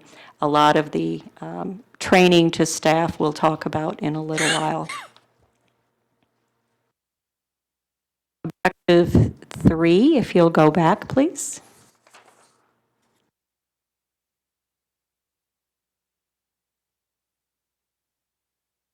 Objective 3. All right. Well, let me talk about Objective 3. At least in my packet. We don't have it. You don't have Not Objective under 3. five. I have it in mind. Under what objective? All right. Well, I will read off the slides on the slide sheet. So if you'll continue. No, that's different. We'll talk about criminal justice diversion, and this is certainly to identify funding and increase successful diversions. So if you'll go to the objective, please. This is really the crisis intervention training, and I know that Lisa Dunn and others have come to you and talked to you about the extensive training that's occurred not only with the Sheriff's Department, but also with a large number of police officers across the Oakland County community. We were funded in FY17. That funding has continued into FY18. So we continue to be very involved with the justice system to do that training, to help them understand how to do better intervention to support the people that we serve. Objective 2. This has to do, again, with the grant, and we are working, part of the grant is actually to work with Michigan State University to do the evaluations. That evaluation of data was completed, and I'm happy to say that there has been a published article which shows very successful outcomes in several programs across Michigan, but certainly more so in Oakland County. 3, there it is. To implement the REACH position, this is the rapid engagement of access to community health. And this is to support those folks who are exiting the jail. And we have a REACH coordinator who's been hired, and that person is embedded in the Oakland County Jail. And a lot of those activities really have to do about helping people while they're in jail and then to make a good transition back to the community. The next section is court programs, and that's to partner with district and circuit courts to establish mental health courts as well as adult treatment courts. Actually, we've worked with a grant that was initiated by the 45th District Court, and we've hired a mental health court liaison to work with that court to screen individuals for eligibility and to provide some case management support while they're on their way to either services within our system or to link them to other community services. We want to continue to participate in the grant to renew the adult treatment court. And I don't know if you are aware, but the State Court Administrative Office, SCAO is the acronym for that, has funded a court liaison position, and that grant has been funded through FY18. We want to increase cross-cultural awareness, between the justice system and the public mental health system. And we have had sessions regarding Kevin's Law. Many of you know that there's a big focus on increasing the use of Kevin's Law across the state. Oakland County has led that initiative for many, many years and continues to do so. So, actually, we were contacted by the Flynn Foundation to participate in a grant related to Kevin's Law. I believe early, and they were looking at it in the metro region early on. I think they thought we were going to submit something to really initiate Kevin's Law and increase it. But because we were so very involved in Kevin's Law and we're using it, what we decided to do was take the grant funding, or we will be taking the grant funding, and creating a training video around Kevin's Law. So you'll see more of that to come in FY18. This section of the annual plan addresses juvenile justice.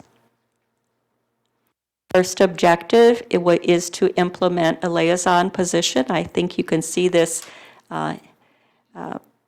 focus on liaison positions, and you met many of those staff who are hired by us through these grants and embedded within the courts. So we do have a staff embedded in the Circuit Court Family Division. They've been doing a lot of work and working with the courts to educate not only about who we are, but to work with youth and families to get them to the right services. This one also is establishing opportunities, again, on cross-training between the juvenile justice system and the Oakland Community Health Network system. We have presented to court staff, casework staff, and youth assistant staff, and they've been trained on assessment tools to identify youth in need of services. So again, there's a rhythm and a pattern here on working with the justice systems, both for adults and for youth, to educate them about who we are, provide training, whether it's trauma training, crisis training, and to make sure that there are tools available to work with adults as well as youth and families. We are participating as a member in the Oakland County Juvenile Justice Collaborative, and we actually lead that collaborative now, and we also sit on a school justice collaborative, and we're working with the schools on continued summits. There was an annual summit that occurred with representation from the court, our organization, and Oakland schools. We actually have a psychiatrist who we jointly fund with the Health Division, and that psychiatrist is located, or does work, I should say, for Children's Village. And so that has been real helpful in working with the kids who are involved in the justice system.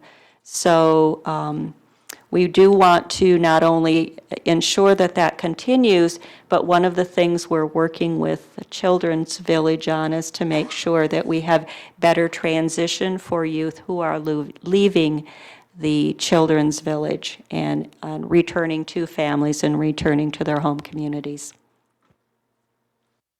And that ends the justice system goal. There may be some questions about this particular area, but I will also take this time to say there is going to be a part 3. I knew it. There are 2 more goals to be addressed, so I will be back. But nonetheless, it's time to entertain questions about the justice system. Ms. Respecki. Kathleen, how are the statistics from all these program areas in the justice program? Who handles them? CMH, justice system, so that you get some feedback in terms of knowing who's been helped, and so that it's not just generally done with no look at the data. Well, we have a number of areas. I think I mentioned in one of those grant areas, we're working with the university, who's doing the data collection and really analyzing it and providing some feedback on diversion. We do the best we can, certainly at Common Ground. There are a lot of drop-offs at Common Ground, and luckily people come, the police officers will bring people there who are in need of treatment rather than having them end up in the Oakland County Jail or in the justice system. So we do some data collection there also. Probably one of the things we need to do a little more of is put some costs to that, because then we know there are costs associated with being in the jail. So if we have jail diversion, then we know that it may not be, in essence, a cost saving to our system, but it certainly is a cost savings to the criminal justice system. And we're all in this together, so we want to do a little more of that information. But, you know, in terms of the data collection of who's being trained, that's easy to get. The actual diversion themselves is something we continue to work on, and we work with the justice systems around that. Mr. Landsman. Thank you so much for the presentation, part 2. Can't wait to see part 3. Seriously, I do like to see this stuff. I've been keeping sort of a tally going between the first section that you presented last month and then this one. And it seems like we've, last fiscal year, completed about 2/3 of all of the goals and objectives. So about 1/3 of them were still in flight, with some to go a little bit or moderate amount. Since we're about halfway through the fiscal year of this year, a sense of if those have, you know, those that were lingering over or wrapping over into this year, if those are nearly complete? I would have to go back and talk to some folks, but yes, there was a crossover and a carryover of some of those goals and objectives. And I would venture to say, yes, you will see those either completed, or it's decided maybe to go in a different direction. Sometimes that happens too with goals and objectives. I had to do with the, let's see if I can remember. The State Court Administrative Office. Okay, so they were, and I don't remember the acronym for them or how it's pronounced. But you said that we had a grant for a court liaison through the end of this fiscal year, end of September. If that person's been hired on, how do we plan to fund that person going into the fall and into next year? Well, at this point in time, if there's a grant, we hope to have that grant continue. If not, then we have to decide what we're going to do with that work and with that position. Ms. Newman.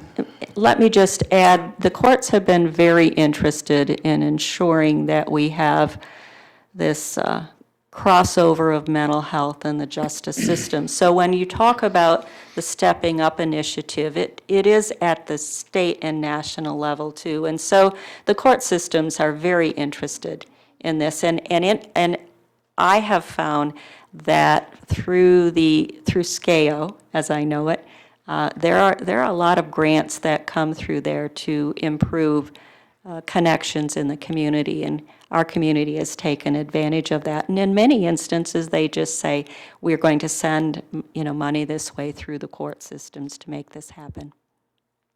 We'd like to see some more, actually. Ms. Newman. You had mentioned the circuit court with with juveniles. Are we doing any work with the circuit court at the adult level with diversion? Yes, I believe I talked about a liaison position and embedding a position there. We also have Dan Holloway, who does work not only with the court, I think there's a touch point with the courts. He does more of his work in the community with the police departments, but yes. And the presentation that we had, I think there was a long line of staff who have been hired through those various grants to be in liaison positions. So I saw it for the juvenile, but I don't remember seeing it for adults. You just talked about it today? We've had somebody at the court for adults for quite a number of years, so I'll have to go back. At the circuit level, not at the district level, at the circuit level for adults. I'll have to double check on that. Okay, thank you. Ms. Kucharik. First, I'm just excited that's an acronym that I know more than this room, because I never know the acronyms. With the circuit court, I think there's not going to be a reluctance to helping folk in need. But when they're at the circuit court level, a lot of the crimes are high felonies. And so you're looking at a different level of action and perhaps culpability, and the behaviors perhaps have far greater extenuating circumstances than you do in the district court. But what I am finding still in the district court is while we have a couple district courts that are really jumping on to the full diversion programs, a lot of the district court judges still are at a loss of what we do when someone comes in with mental health needs. Not only the district court judges, but your city attorneys, local prosecutors, and defense attorneys. And there's still a disconnect where they just don't know where to go or how to get there. They want to very badly, but they just don't know. So maybe that's things we can continue to talk about. And I'd be happy to share like a daily thing of what happens in the court system when these people come in. So there is still some, I shouldn't say some, there's still a lot of work to be done on that level. And there's a lot of frustration with those people, not, again, because they desperately want to do the right thing. They desperately see the need. They just don't know how to get there. Maybe there's an opportunity for replication of what happened at the 45th District Court and some learning within the court and legal community on how to do that. I have to say, we did not take the initiative for that mental health court. That district court did take the initiative.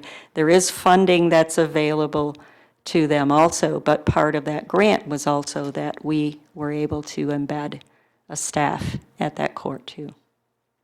Say this very carefully and tactfully. The bench in that court would be the one to come to you to ask for that. The difficulty is that the philosophy of that bench, which is very humanitarian, is not necessarily carried out in other areas. Here is frankly that if there's a diversion, somehow these judges believe erroneously that the person is being let go, or they're not holding people accountable, and therefore the judges are no longer accountable to their constituents, which we know is not true. But that's wherein I think the problem lies in the lack of education. So if these judges could be schooled and they could be convinced that this is not about letting people go, this is about a different way to go. within their abilities and their needs, rather than what they've been used to doing with people for.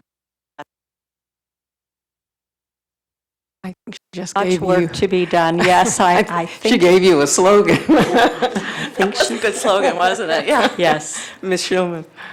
I was thinking the same thing, that since we have these people embedded in the system, and we're fortunate enough to have these grants that are supporting them, so what a wonderful opportunity to disseminate that information through those people that are embedded in those systems already there. That is correct. And I would be remiss if I didn't repeat what the group, the Justice League, or the Justice Team, as we call them, talked about last time. You've seen the pattern that there are a lot of grants, which is great on the one hand, but if those grants go away, that work potentially goes away. So one of the discussions with the CARES task force, or wherever the speaking occurs, is to say, gee, we need to really permanently fund these positions. So the need for additional money to focus in this area is extremely important, not to totally rely upon grants. So I think I did my bit for that team, and certainly for the work that we need to do to carry this forward. Additional comments or questions? Well, given that we've had several comprehensive reports, I'm glad you have part 3 coming up later. Thank you very much You're for that welcome. comprehensive report. Next, we have a series of reports. First, Mr. Landsman, the Recipient Rights Advisory Committee report. My notes will be brief because there was no recipient rights meeting on March 1st. The building was closed due to the snowstorm. Very well. We'll move on to Ms. Schulman. I did not attend the meeting, and Malkaya attended, and she will give the report. And it will be brief. The meeting was called to order. This is the Consumer Advisory Committee report from February 21st, 2018. The meeting was called to order. All members and guests introduced themselves. There was a presentation on the new Oak Park 45th District Mental Health Court provided by Specialty Court Coordinator Heather Ruffles and OCHN Clinical Liaison Megan Hebert. The program is grant-funded and provides alternatives to incarceration for people with nonviolent offenses. Participants can be referred to the program by judges in other Oakland County courts. They're not just limited to the 45th District Court. And because of its close proximity to Wayne County, residents of Wayne County who are charged in Oakland are also participating. People who are enrolled in the program go through 2 phases. In phase 1, they receive support with food, housing, and treatment. And phase 2 is not as structured, but they are required to continue with drug and alcohol testing. Referrals to the program can come from judges, defense attorneys, and also family members. Transportation for this program, for program participants, has been a challenge for them. CAC members were able to offer Freedom Road to them. They were not familiar with the Freedom Road program, which was good, so they did take that information under advisement. But they do have, I believe they provide bus tickets and do what they can, but transportation is definitely an issue. Also, the bylaws were being updated. A report was given and a vote taken to approve the program, the proposed changes to the bylaws. CEO Willie Brooks gave his final director's report about dignity and respect. Some of the CAC members were not aware that Mr. Brooks had accepted the position of CEO at Detroit Wayne Authority. He gave his rationale to the group for going to Detroit Wayne, and CAC members wished him well in his new role. Committee members provided reports and updates to the group. Myself explained my role to the CAC. I'm not a member. I'm not official member of the CAC, but because of the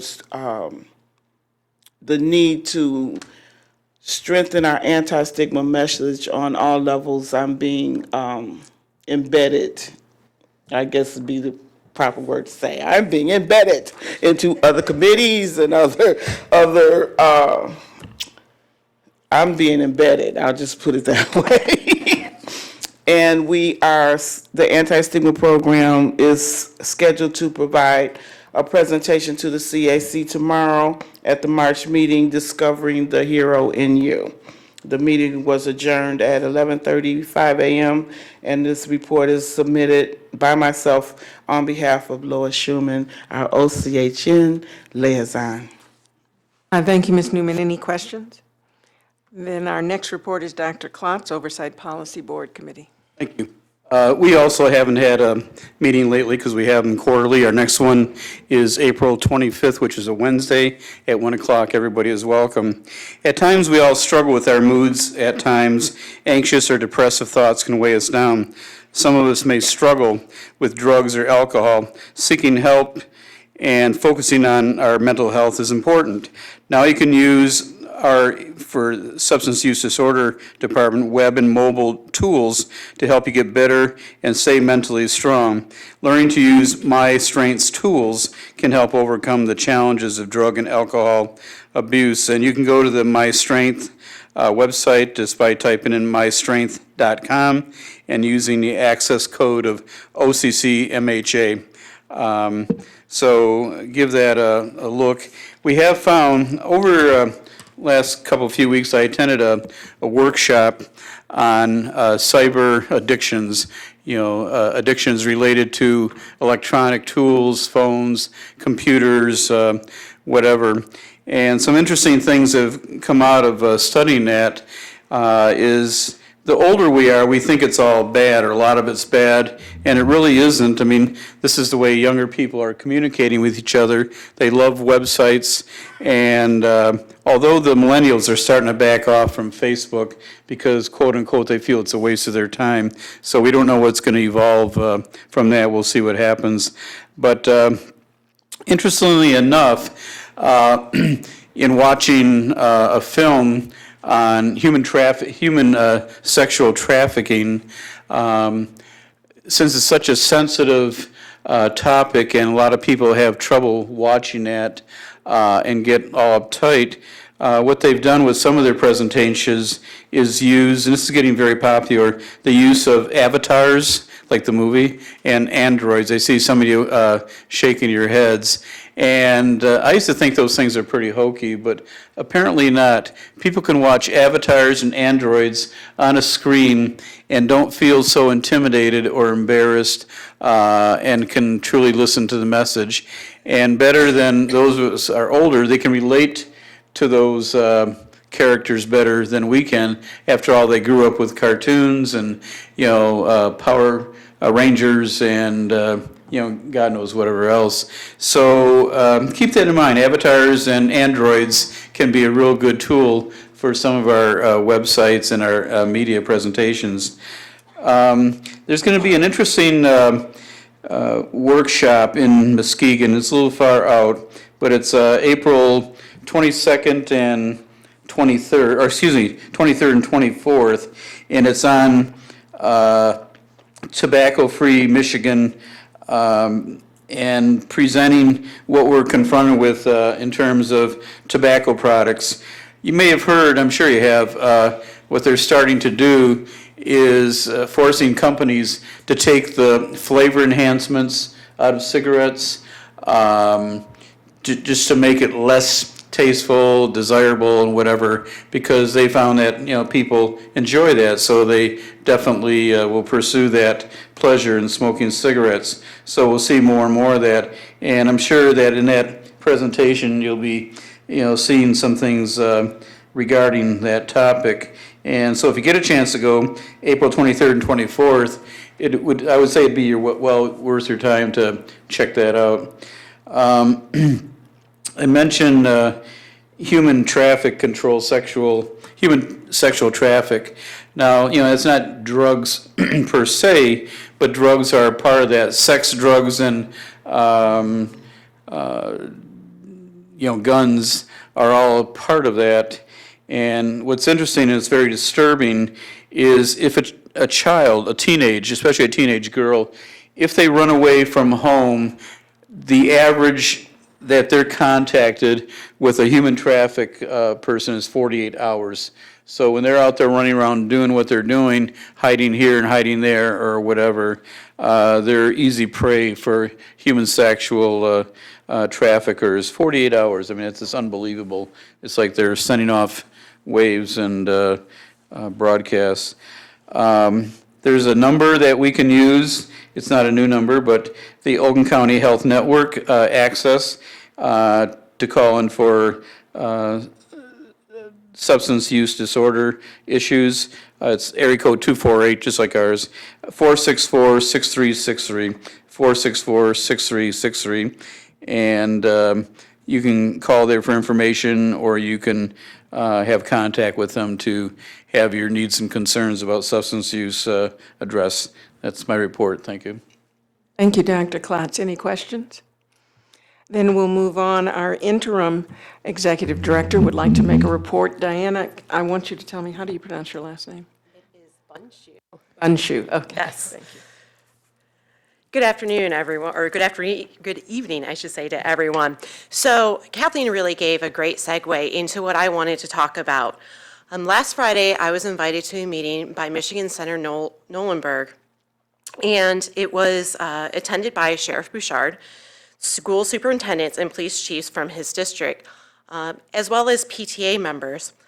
What was really interesting during this meeting was that everyone really focused on the mental health aspect outside of school safety. There's a lot of us who may in the room have kiddos, and for me, I am one of them, and I most certainly thought about that aspect.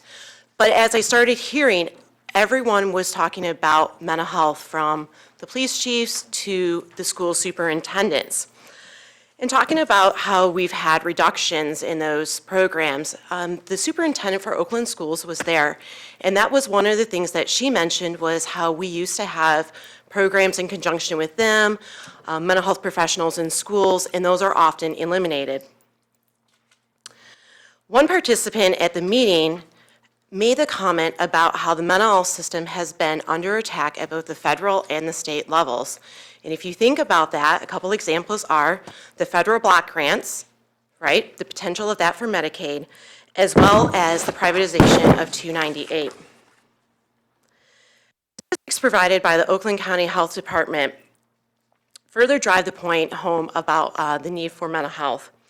Of the 77 firearm deaths in Oakland County in 2017, 66 or 86% of them were deaths by suicide, right? So you start to see the tie. So one of the things that we look at is that there's a lot of conversation about gun violence, and obviously we're having a lot of conversation about gun violence in schools, but we really also have to continue those conversations about suicide. As I was at dinner with my kiddo and was reflecting on the meeting, one of the things that I thought about was that if 298 was to become a reality, that I would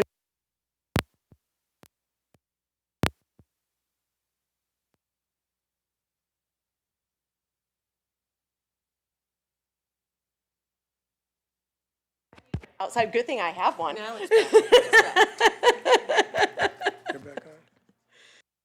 interesting, wasn't it? That if 298 was to become a reality, that I may not have been there, and that there may not have been a voice for those who don't typically have a voice, right? So I was able to represent our services as well as the other people in importance of mental health. From an advocacy standpoint, we really want to make sure that we continue our advocacy effort, that we're coming together with not only OCHN, but our advocates, and coming on the same page. And we want to make sure that we're continuing to protect the rights of the people that we serve, that we're improving services, gaining eligibility for services, and enhancing services, and ensuring that adequate funding. And going back to the school conversation, once again, that was, we don't have the funding to do the things that need to be done, and the schools don't have those things that need to be done. When the schools were talking about it, most of them don't even have a full-time mental health professional in the school. So what that means is that if you need assistance with your kiddo, that you may not have anywhere to go to help you to figure out what are the other resources.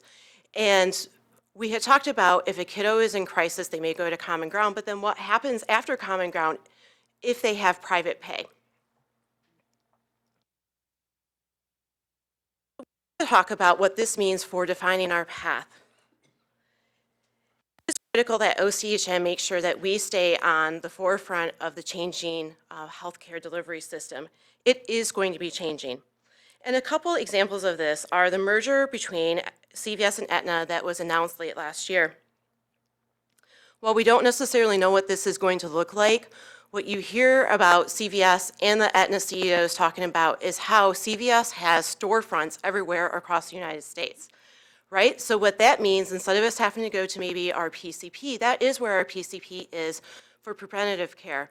But they're also spending time talking about that you would be able to go and get healthcare navigator systems, so helping you know how to navigate the healthcare system. I think most of us would agree if us or a loved one has had an issue, sometimes trying to find the connections can be very difficult.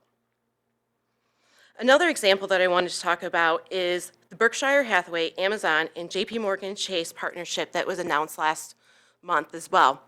What these organizations want to do is to establish an organization that is not financially incentivized to provide healthcare to their employees. With Amazon being at the helm, and if everybody's an Amazon shopper like me, we know that that technology is really easy. We can expect for that to be at the forefront. Jamie Dimon, the chairman of JP Morgan Chase, has talked about how this model could actually be expanded to all Americans. So once again, we don't know how all of these are going to happen, but I do believe that we're going to have significant changes coming in the near future. So while they are developing and having their path, it is important for OCHN to have their path as well, so that our service delivery system does not become outdated and does not serve the people that we serve well. Thank you. We appreciate your service as interim executive director while we continue our search. At this time, we have our second opportunity for public comment. Would anyone like to make public comment? No? Okay. Please come forward.